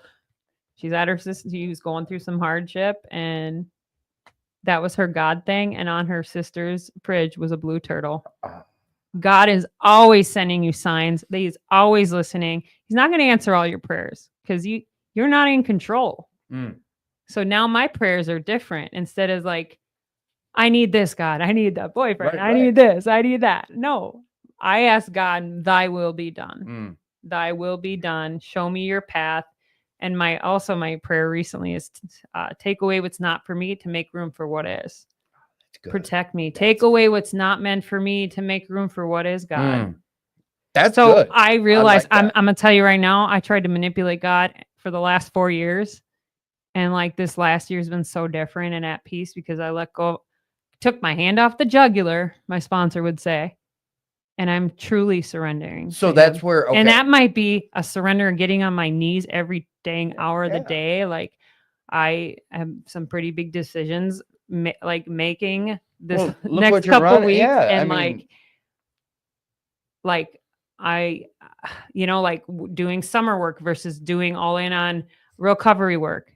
And all he's told me this entire week was be still and know, run the race of endurance, right? Like, so for me, I'm very in tune and that's why they asked you to meditate. That's why you do that. For me, I do it through worship music.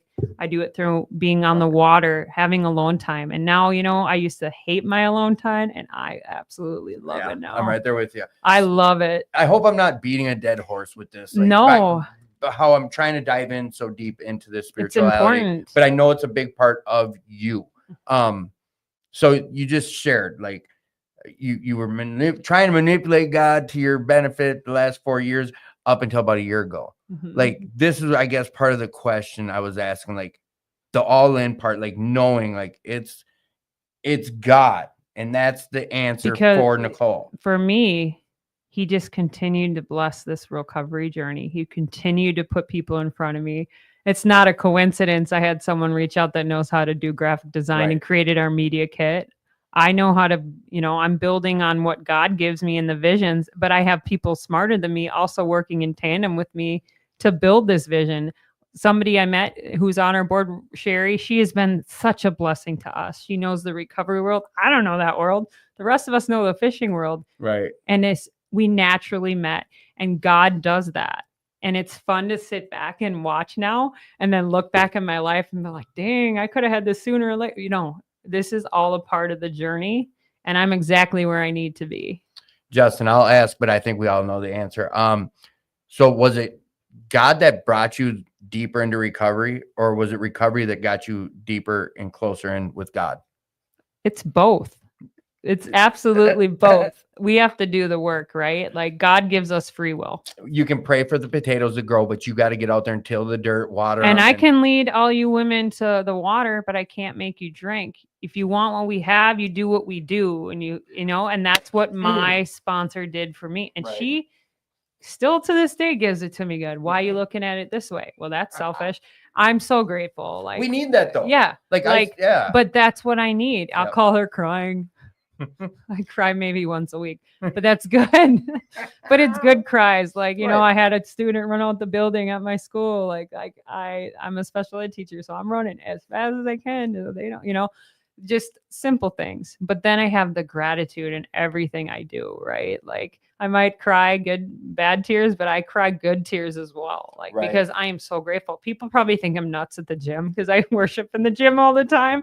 I got my hands up in the air, like don't care at all. I'm right there with you though, because lately, like I do all day. I work a job solo, but all day long I have at least one headphone in and I'm listening to books. Yeah. So, and this isn't like a normal Tim thing, like the Tim of book, like, I'll get to your questions in a sec. I'm talking now.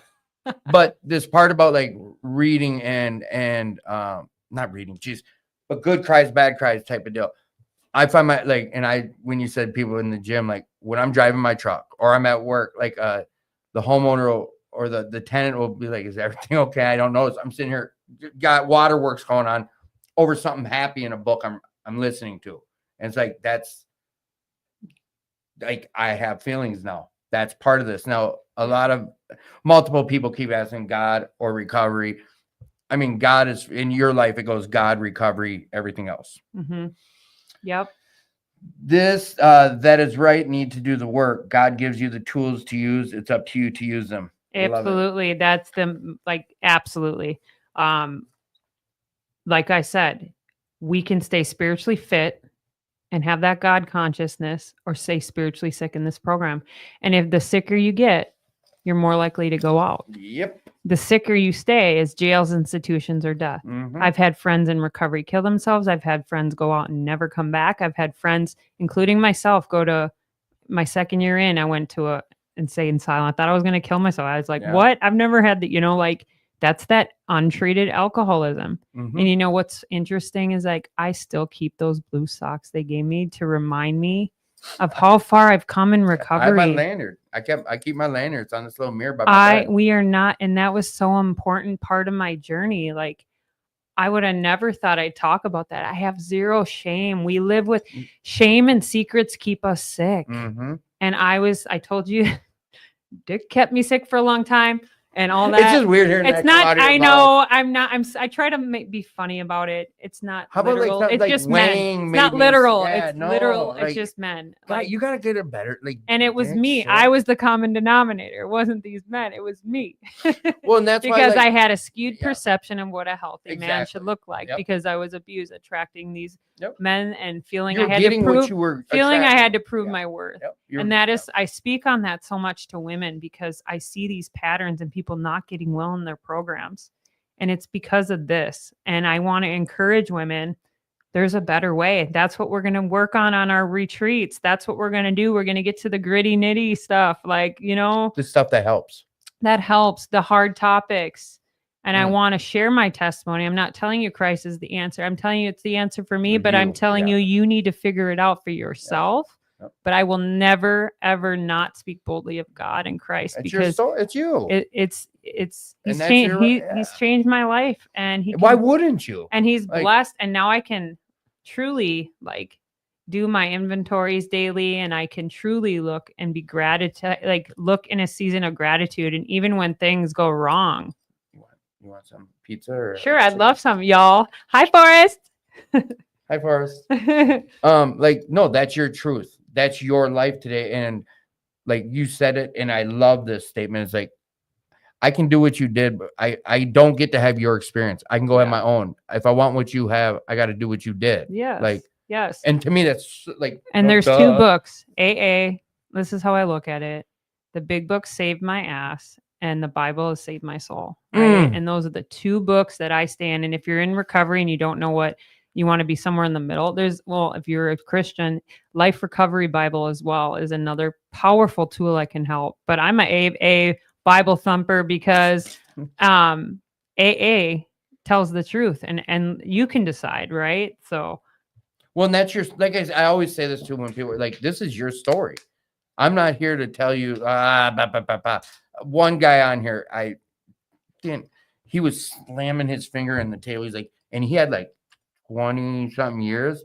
Tony, the only way you're going to stay clean and happy is if you do the 12 steps to Alcoholics Anonymous.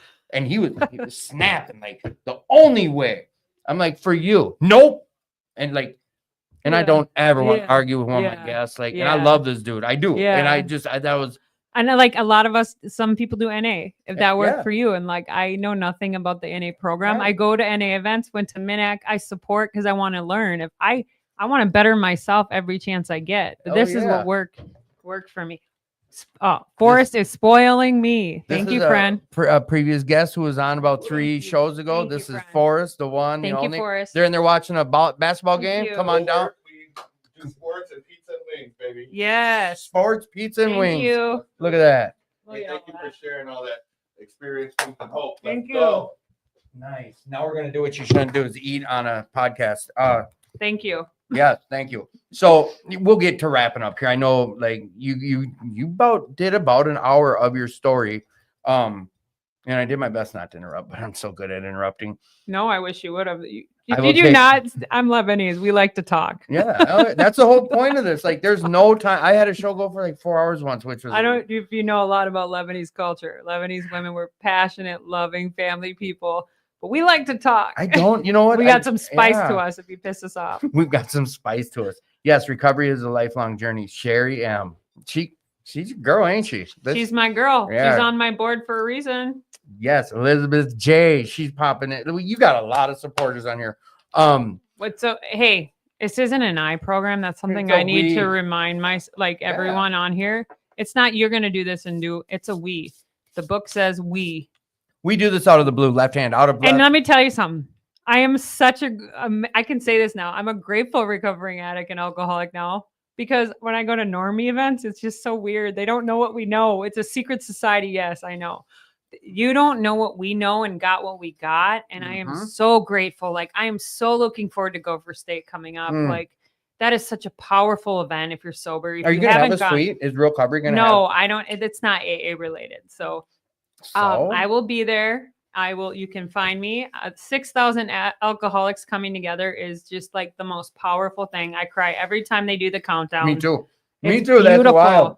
It's sober Vegas, for real. It's no sober one's Vegas. Ever said that before. You're the only other person that has brought that up. That's like, that first year I went there with my sponsor, and I was all like embarrassed. I think I had 4 or 5 months, and I sat down at 5 months. But like, when they get down to like 1 week, I started water working. I'm like, what? And then it's just so powerful. People are losing their shit over the guy with 24 hours. And people are standing up, and it's just the most beautiful thing you've ever seen, because we've all been there. And that's why it's not a secret society. What we have is so special. I know I had people in recovery just stop by today. One of my friend's mom's dying, and her dad's dying.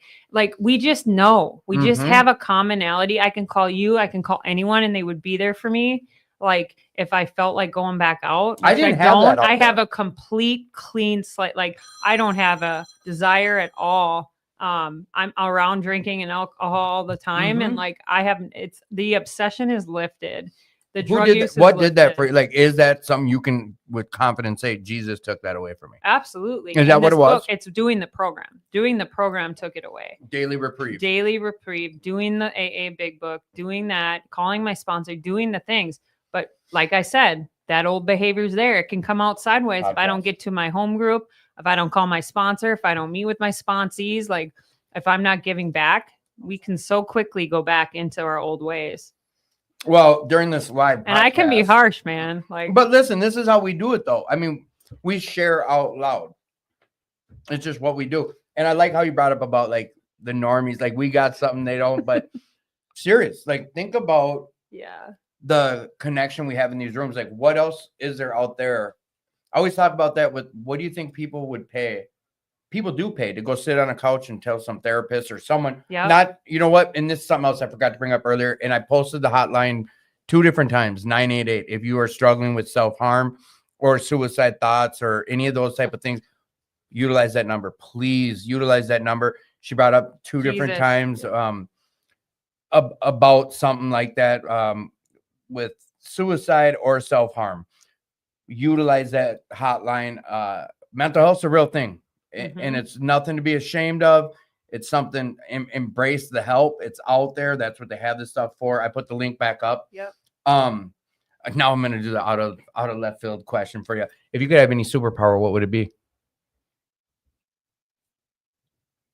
I could have any superpower, what could it be? It would be to go back in time and meet Jesus. Time traveler? For sure. To go back in time and meet Jesus and see what he just to humble ourselves and to understand what he went through. I mean, gosh, I just having Easter, it's been such a powerful week this last week, and just what he did for us, for me. So do you go to a recovery church? I do not go to a recovery church. I just wondered. Substance sounds like what it would Substance? Be a Substance That's the is the church I go to. It's in Spring Lake Park. They have a downtown campus as well. Lots of people in recovery have gone there.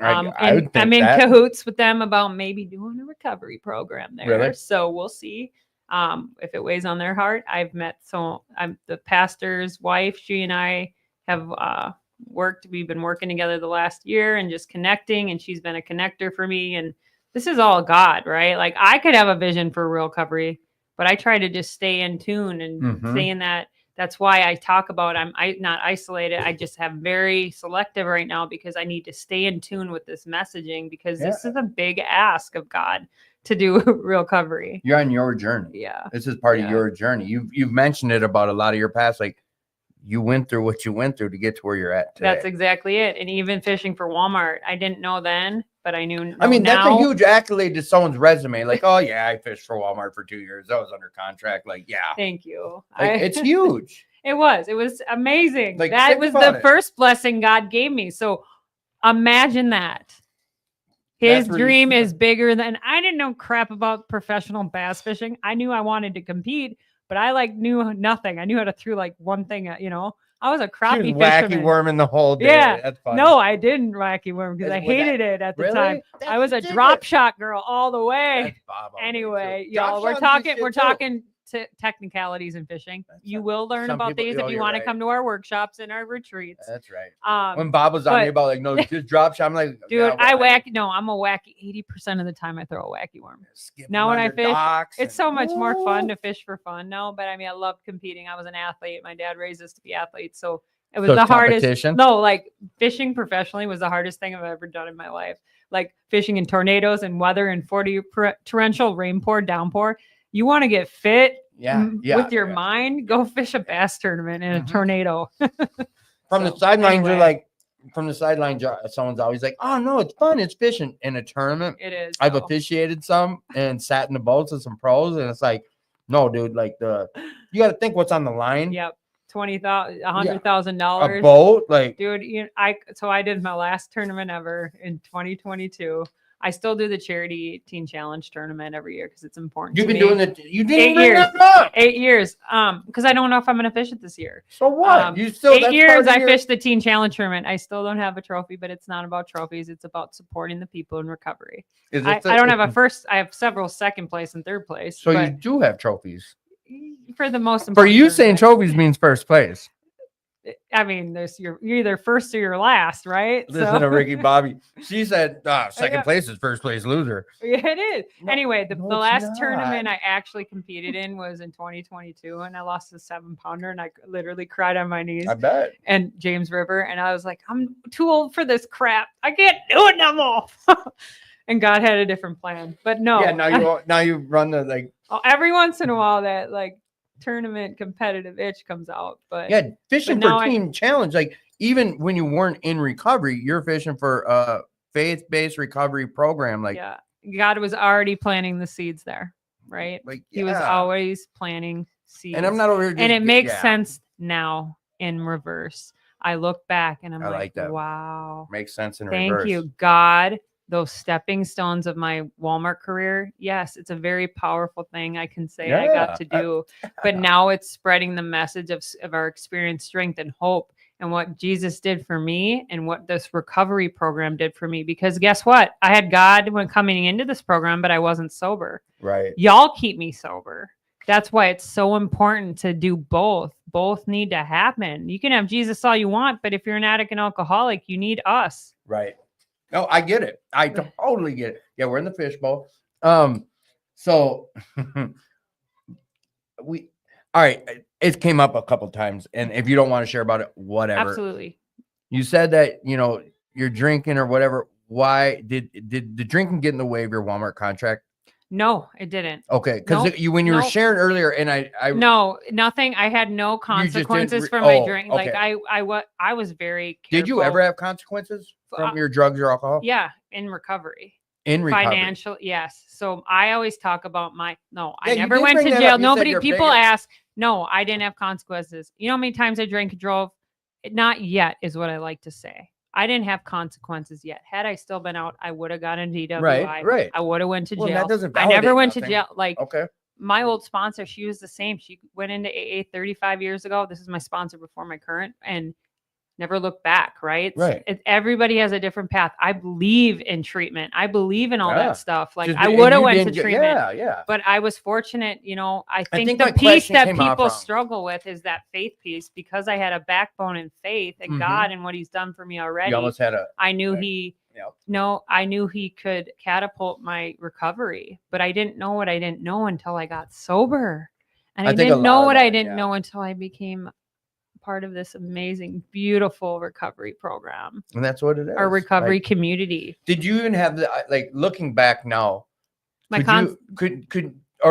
stick with that for a second, because I will come back to this. But you said you've had consequences in recovery. Yep. Financial consequences, bankruptcy. Okay. I had bankruptcy. I went to the mental ward, like those type of things, loss of relationships. There's still some friends I will never speak to again. Right. Like, because of my choices, I had to go through those. So that's my consequences. Those were mine. Losing my truck. Those are consequences to me. I get it. Yeah. I spent so much money on drugs and alcohol in 2020. And those were my consequences. My consequences was that they talk about it in the big book, that this hopeless state of mind and body. Right. Oh, 100%. I totally get what you're saying. And no, I shouldn't. I should have just asked when I was thinking about it, because I must not have been important. All right, got a few more questions that came in, and then we've got to some more weird questions that have nothing to do with none of this stuff. It really doesn't. Women struggling in recovery, not about men or whatever, not even women. What do you tell a newcomer comes up to you and says, "Hey, listen, I'm just really struggling about this thing of recovery. What do I do?" Of just wanting to be sober. Yes. I say, that's a really good question. I want to be careful with my response. Is do something rather than nothing. It's really hard for newcomers to ask for help. Mm-hmm. And my best advice, men or women, get around people that are doing the program. You can see the light in them, have that, be around those people, ask questions. This is life and death. Like I said, ask yourself, where's God in this? Where's God in this? And a lot of us are so hopeless in this area, but asking that question, because my way got me here. My way got me drinking. My way got me abused. My way got me all these horrible things, lost in so many areas. My way doesn't work.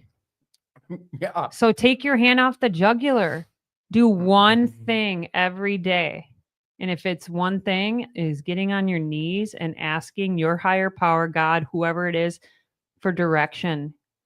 Show me the path through somebody in the rooms. Show me somebody in the rooms I can relate to. You know what, a guy named Dustin O, he always says it's just 1 degree a day. And in a year, you've made a whole 360. Just put. I love that. Yeah. That is so powerful. Yeah. If you need that. No. And, AA is one day at a time. We always say one day at a time. Some days are going to be shitty. That doesn't mean life doesn't happen. Like, it's going to be. Life still shows up. Doesn't care. Life shows up. I used to share that a lot. But how I respond to life is different. That's where I have the power now. Is I have the power. And that's how why I want I'm to saying respond. who you associate with in recovery is so important, because there's so many people say, I'm sober, but they're not in recovery. I'm clean, but I'm not in recovery because I'm not doing a program. I have to do this program the rest of my life. And guess what? I get to do this program because I love it. Yeah. I love the doctor's opinion. I love Bill's story. Let's talk about that for a second. Bill's story is that fatal progression. I never knew what Bill's story was until I got it, until I know what I know now. Right. If you read Bill's story in AA in the big book, it talks about how he was drinking like with friends and for work. And then it slowly started. I had to drink in the morning. I had to drink that. That's the progression. And then it talks about him putting his mattress on the bottom of his like hotel or something so he wouldn't jump. It's that fatal progression. Untreated alcoholism, again, is jail's institution and death. And that fatal progression in that story is so important. And it talks about how all those stories, had I not stopped drinking when I did, you better believe that I'd be drinking at home every day single, like, if you're here, if you were even alive. If I was alive, because of the rambunctious things that I did, I'd probably be dead. It's so scary to think that, but I am saved now because of this program and because of God. She has sunshine in a can over there. It's pretty good too. I tried it. It literally, it tastes like sunshine. Yes. So I don't have a Diet Coke. That's my normal go-to. So is that? Oh yeah, DC. We already talked about that. Yes. All right, Nicole. Pick a number 1 through 75. 32. 32. What is your favorite movie? Oh, that's such a good one. Okay, I have a couple, but my favorite is Shawshank Redemption. It's always been a redemption story. It's great for me, and Goonies, duh. Do you hear that they're talking about remaking? Yeah. Okay. Pick another number. 1 through 90. 1 through 90. 78. Oh, geez. You donated $78 to us tonight. Attitude for gratitude did. Woohoo! I did. Whatever. 78. Do you have a favorite plant? Do I have a favorite plant? If I owned a plant, I don't own a plant, so that doesn't work. Okay, my kid has a plant, and I have no idea what it is, and I'm the one stuck watering it all the time. What was your favorite game to play as a child?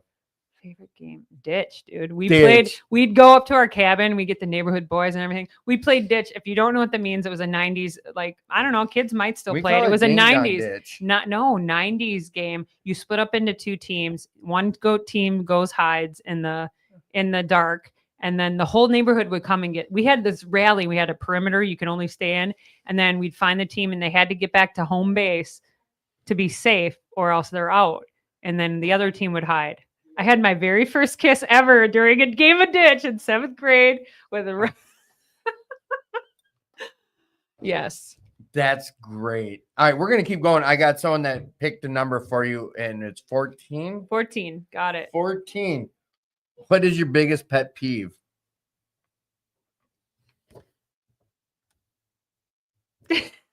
I'm trying to think. I really have a lot of grace for people. I think my biggest pet peeve would be, yes, I have it. My biggest pet peeve is when people say things and don't follow through.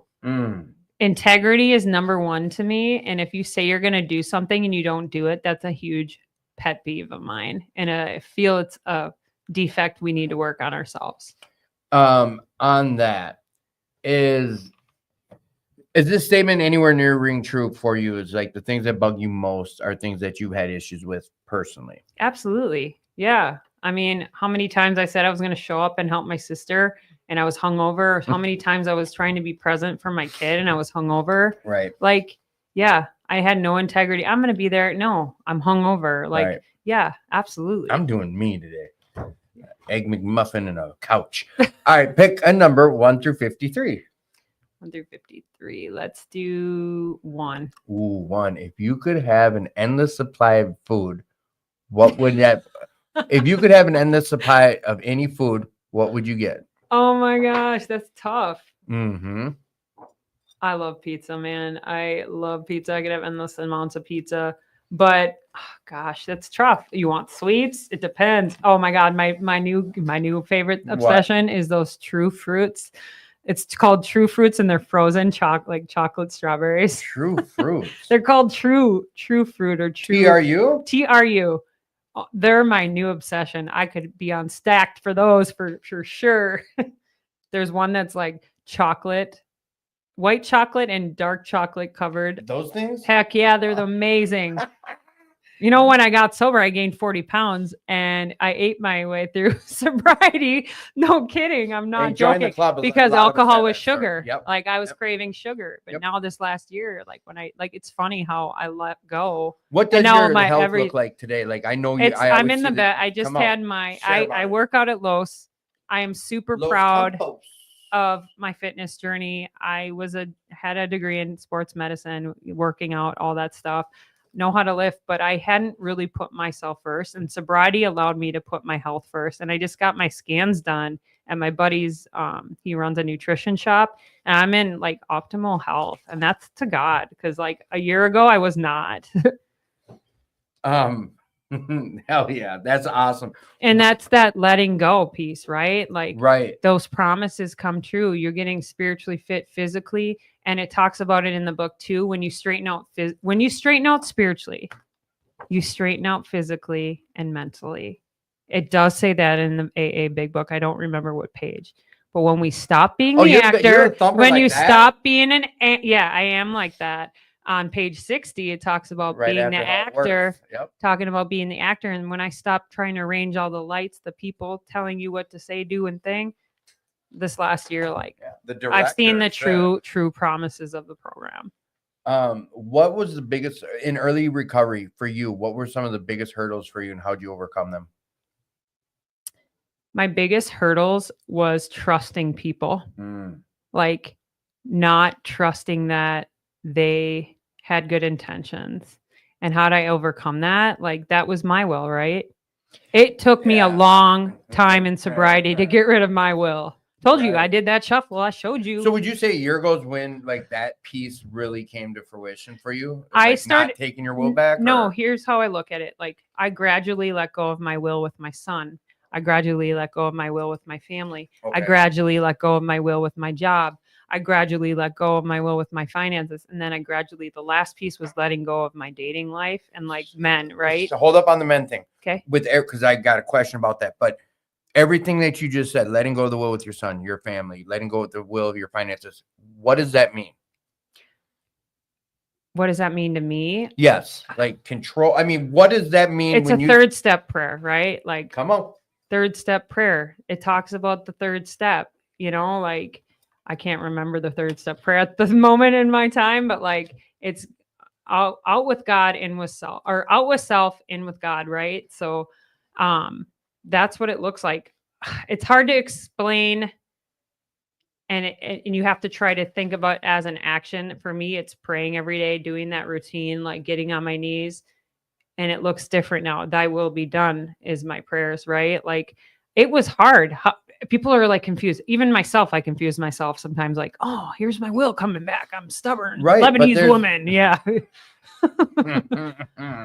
But if I can process it, give myself time, put pen to paper, do the program how it's meant to be done, at least the AA program, that's where I saw all my blind spots, right? And did that answer your question? Yeah, no, I might have it- went on a total No, tangent. and that's what we got to do on the show is go down those tangents, because sometimes we get to the answer on that. And is there really an answer? Because what you taking your will back might look different to what it is for me.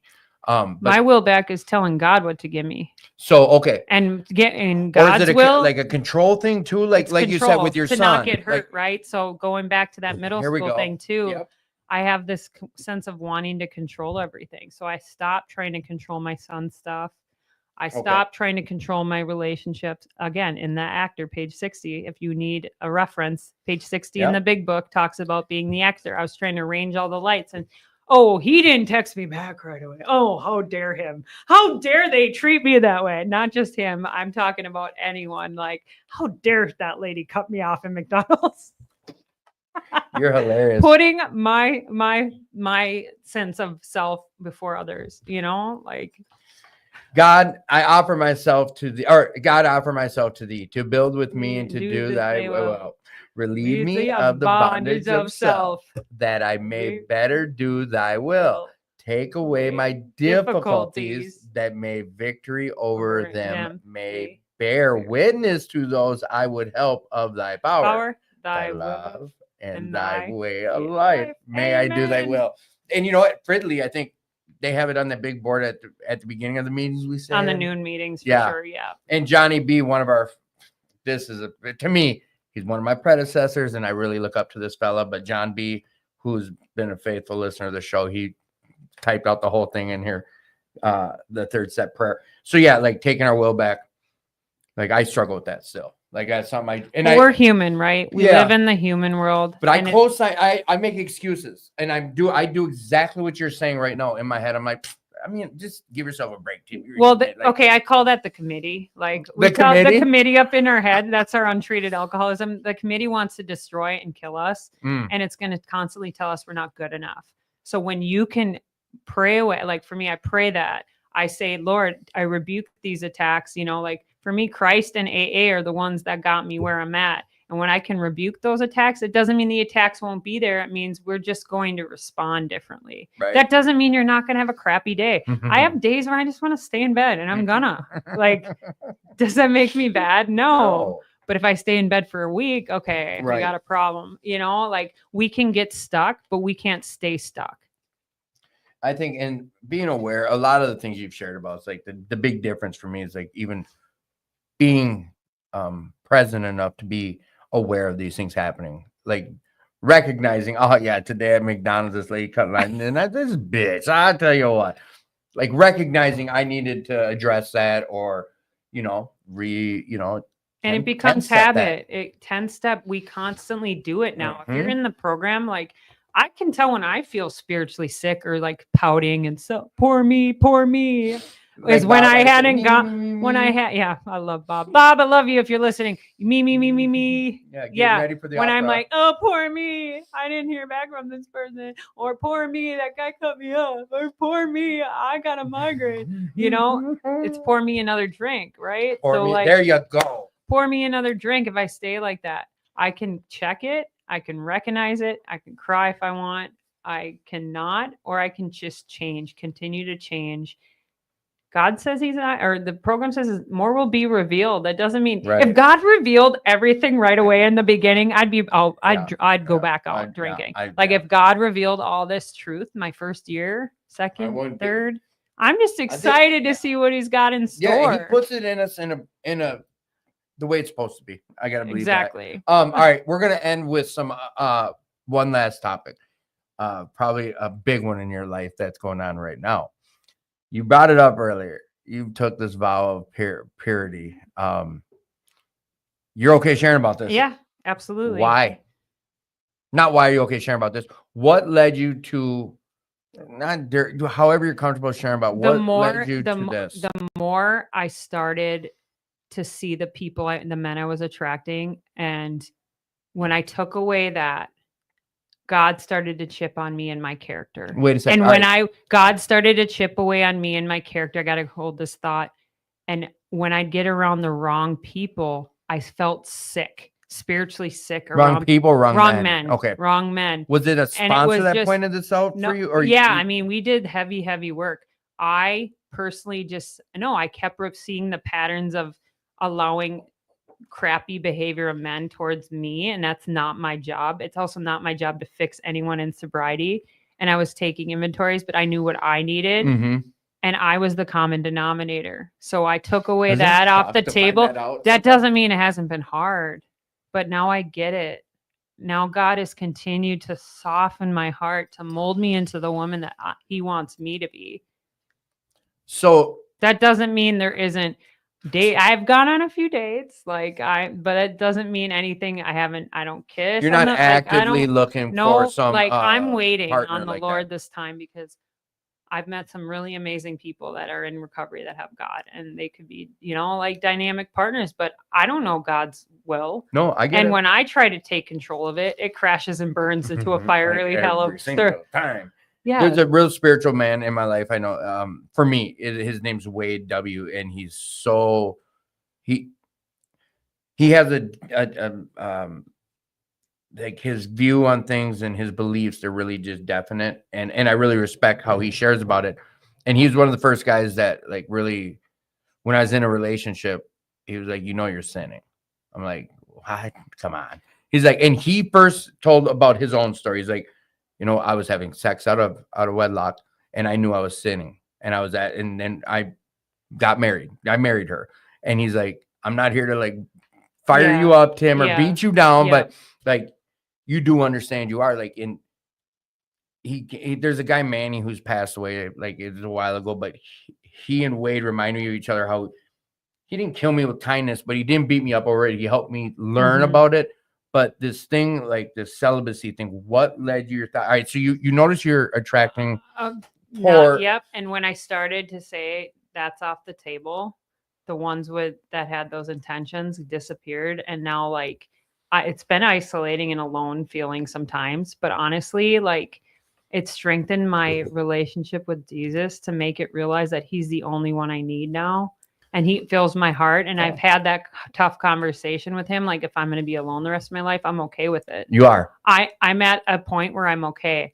That doesn't mean the Bible says opposite. We are not meant to be alone. And I want a partner. But I didn't fix the deconstruction of all that stuff from middle school, going back down deep in the hole of why was I constantly trying to prove my worth? I have nothing to prove anymore. Right. I know I've done the work now and I could be a valuable partner. And maybe I'm not. Maybe God is still working on me. I'm just saying, like, I'm content. I'm at peace. Well, and I think that's and a big part. I realized some of the men, like I was like, they're not emotionally available. Like it's not my job to fix anybody. It's not my job to keep you sober. I like a sober Christian man. It's God's job now. Well, I'm going to break your own anonymity. I won't say exactly what you shared, but when we talked first about you coming on the show, you shared at a meeting about this topic, and that you at that time what you had shared was something along the lines of, I was finding myself being with men. I was trying to fix them. I was trying to fix these guys who was taking on a pet and it was bad. Every time ended up bad. And at this point, this was like 2 months ago or something. And I think this is the first time I heard someone in recovery in 7-8 years be like, so I'm celibate now.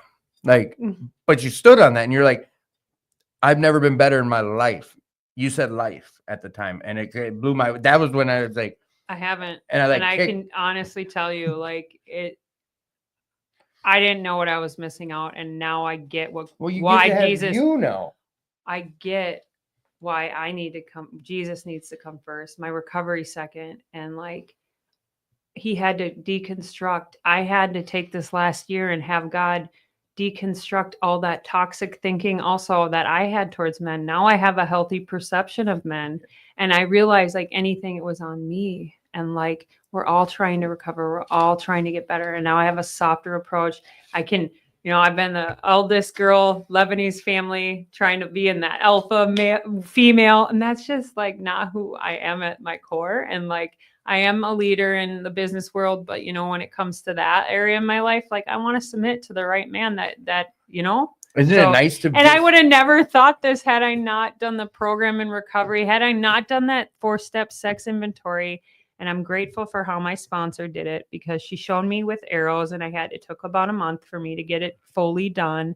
And when you start to see the arrows go a certain way, when you answer the questions, then you realize like that's the pattern. Yeah. And if we skim over this area of our life, it'll just keep us sick. And I was like, we got to remember how long we acted a type of way, or how long we made something our normal. But don't get me wrong. In my using days, I was a hoe. Okay. You know what the big book says on the if you scribble I the don't letters, think it says a ho no mo. I don't know. Have you seen that thing? It says a ho no mo. Yes, this is. It that wasn't type of show. intentional. No, It I'm was joking. just, I like, know. I'm not proud to say that, but I am grateful for where I'm at now. Dick's 6.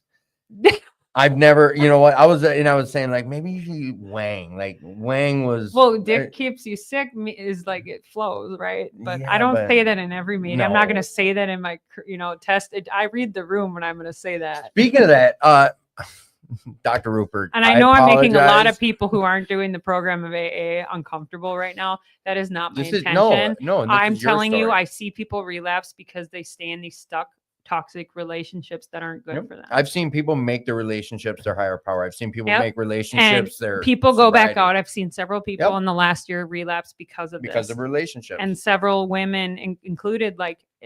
Again, I'm not taking inventory, and it hurts my heart because the Right. answer is I did that.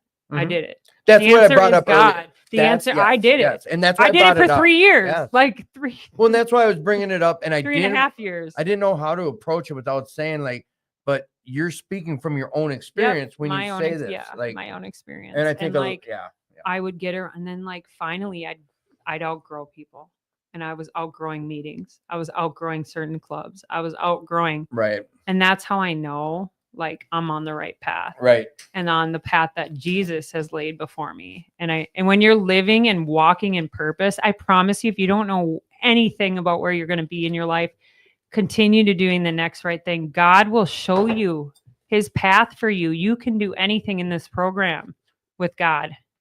Anything. There's nothing off limits. So, Figure out laughing. No, I'm scared. no, it's not like that.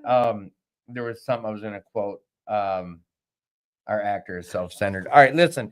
So, one more. Give me another number. Give me another. I like going out of left field near the end. These numbers. Okay, let's do 5. 5. Who is a hero in your life, living or dead? I will. 2 heroes. 2 heroes. You kind of already know this answer. 3 heroes. My 2. Well, obviously Jesus, but my dad will always, forever and ever be my hero, and then my son. Because he because he is. He had to put up with me for so long. I'm grateful that he lives with me full time. And he's 18. When is that gonna? I complain that he's not doing his homework and all this stuff, but or cleaning the dishes. 18. All I ask him to do is the dishes and garbage, and it's like pulling teeth. It's like, oh my God. Hey, they're 18. All I ask is for that, because I give him an allowance, and but he hates that I talk about him in these things. So you haven't said his name, which is good. Don't. Yeah. If you could visit any place in the world, where would you choose to go? Oh my God, that's so tough, because I want to travel South America. I think it would be so amazing to see the culture and the there's so many places. I haven't traveled far outside the US. Am I being stupid by saying Lebanon? I would love to go to Lebanon when it's safer. That's Lebanese, it's not very, right? Lebanon. Okay. Yeah, and the Middle East. Of course, I'd love to go there. But I don't have any desire right now with all the turmoil. No, it's not safe. What language is that? Not Farsi. What? Lebanon. They speak Arabic. Arabic. Want me to call you something in Arabic? Yeah, let's do it. Habibi. I know. Hey, Habibi. What's up? That means I ate that last week. Habibi is a beloved or my love. It means or it's like a term of what's up, baby? I thought it was number 11. No, I know a lot more bad words, and I'm not going to say them. Yeah. My grandpa, we were raised full-blooded Lebanese. It flew.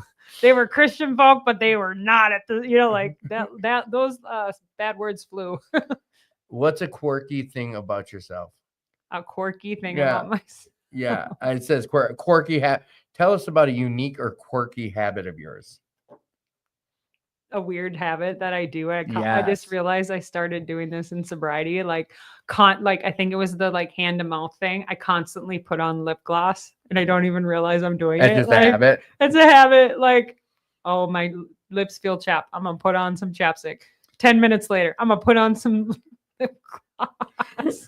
I don't know if it's that addiction thing, that drinking, hand to mouth thing. It might be. It's a quirky habit if you don't like that. Yeah, no, sorry, friends. That's a good one. I think this is a good one. What is one article of clothing that would all right, wait. What is one article of clothing that someone could wear that would make you walk out on a date with them?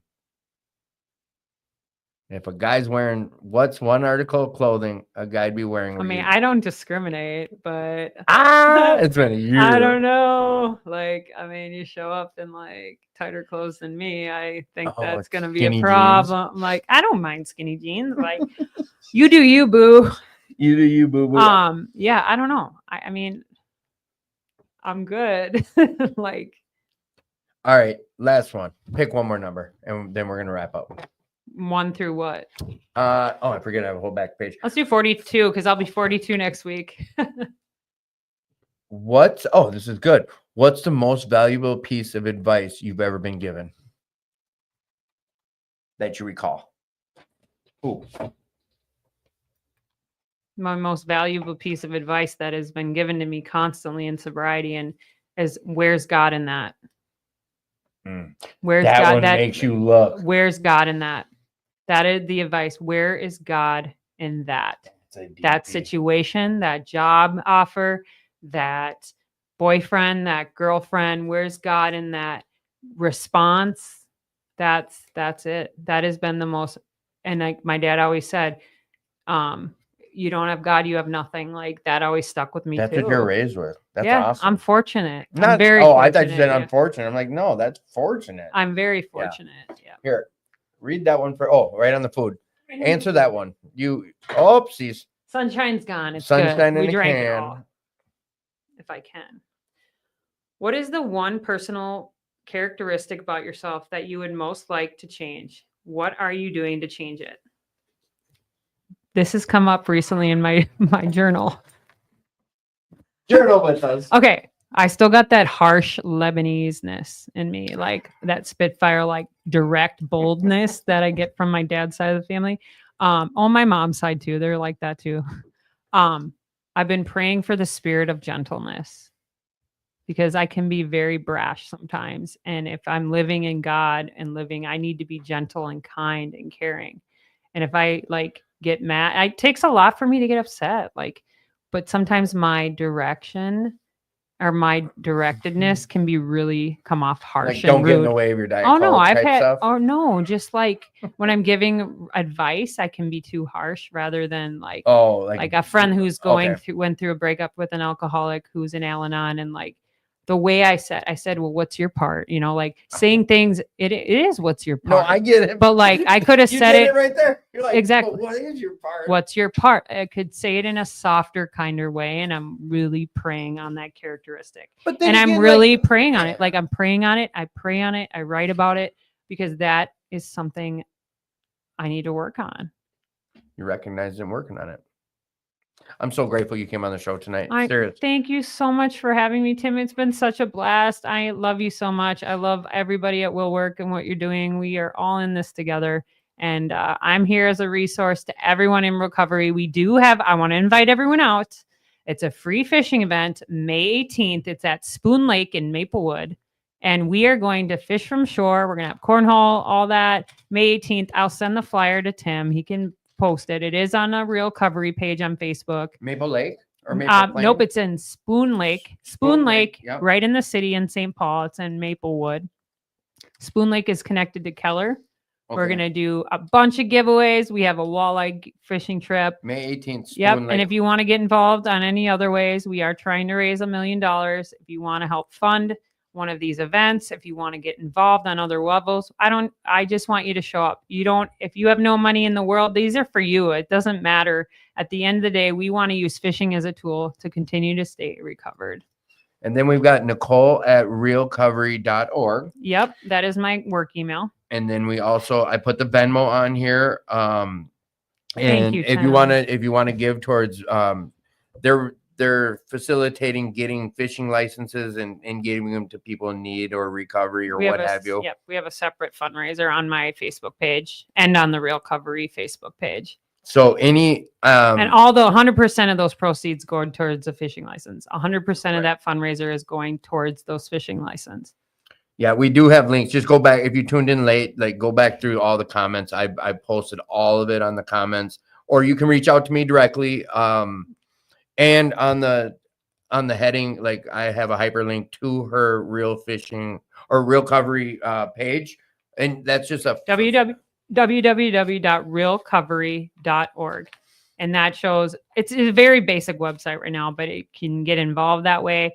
You can donate, you can see what we've done. And if you want to get more involved, I'm happy to send over our media deck that a wonderful person in recovery made for us, and she crushed it. So we got Jason and Ryan and Jacob and Sherry and Jan and Tom and Richard and Tony and Leo and John and Forrest and Corey and Dan, Elizabeth, Frank, Tammy, Elizabeth, Janine, Jenny, Tom, Frank. Probably did that twice.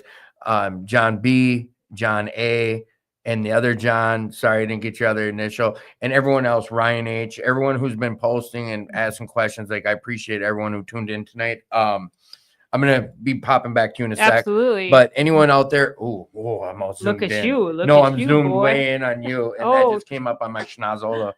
And I just had all this dental work done. It sucks. Stop beating yourself up. No, I had dental work. I don't care how I look. I'm a beautiful man.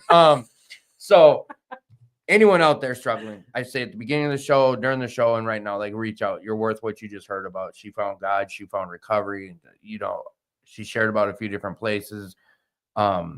I share about different places, all the different places we find a recovery. Like, come get some. It's here for the taking. You're worth it. If no one's told you today, like, I love you. You're loved. You're worth this life. Like, reach out. Mental health's a real thing. Please reach out. We talked about some self-harm tonight. Self-care is a big thing too. Like, do something for self. Like, get on down to a meeting. Go donate some time. Get outside of self. Like, give it a shot. It works. 4026 Washington Avenue North down here. We'll work for recovery. We got a lot of stuff going on tonight. They're watching the basketball game. Come on down. Forrest got pizza and chicken wings and stuff. Like, come on down. Get involved. There's always something to do down here. Every day of the week, we've got stuff happening. Wednesdays, men's meeting and women's meeting separate, 5 p.m. And then every evening at 7 p.m., we've got meetings going on down here. 6:30 a.m., we have a structured meeting down here as well, every day except Saturday morning. Also, Chucky the Soap Man, the Soap of Hope. Soap of Hope. Oh boy, I can't read all this, Chucky, but like, come on down and get you some soap. I Am That I Am Soap Stone Factory presents Armor of Yah. The Stone of Hope ingredients is coconut oil, distilled water, lye, cinnamon, oatmeal, and love. For best results, use soap dish. Here's your sign from above. You matter, and you are here for a greater purpose, beyond and very important. Numbers 6:24-26. May the Lord bless you and keep you. May he shine his face upon you and be gracious to you. And may he turn his face towards you and give you peace. Amen. Wash, rinse, and repeat. But for real, like, if you're struggling, please reach out. You're worth it. You're worth this life. Amen. Like, come on. Nicole, is there anything that you would like to add or tell the audience, or anything you want to end with that we may not have talked about? Yep, Anything? I just want to end on a Bible verse. And one, I want to say, I love you all. Thank you for listening today. You're not alone. This is a we program. The Bible verse that resonates for me is, name of the show is Attitude for Gratitude. Oh, Attitude of Gratitude. No, I'm sorry, because if we will end with this. So after she's done saying that Bible verse, I'm going to end the show. But every guest at the end, the name of the show is Attitude for Gratitude. What are you grateful for? Grateful for God in this recovery program, baby. All right, let's hear it. So this Bible verse that I live by now is 2 Timothy 1:7. For God not give you a spirit of fear, but of power, love, and a sound, sober mind. That's it, boys and girls. Thank you for having me. Love you. Bye-bye.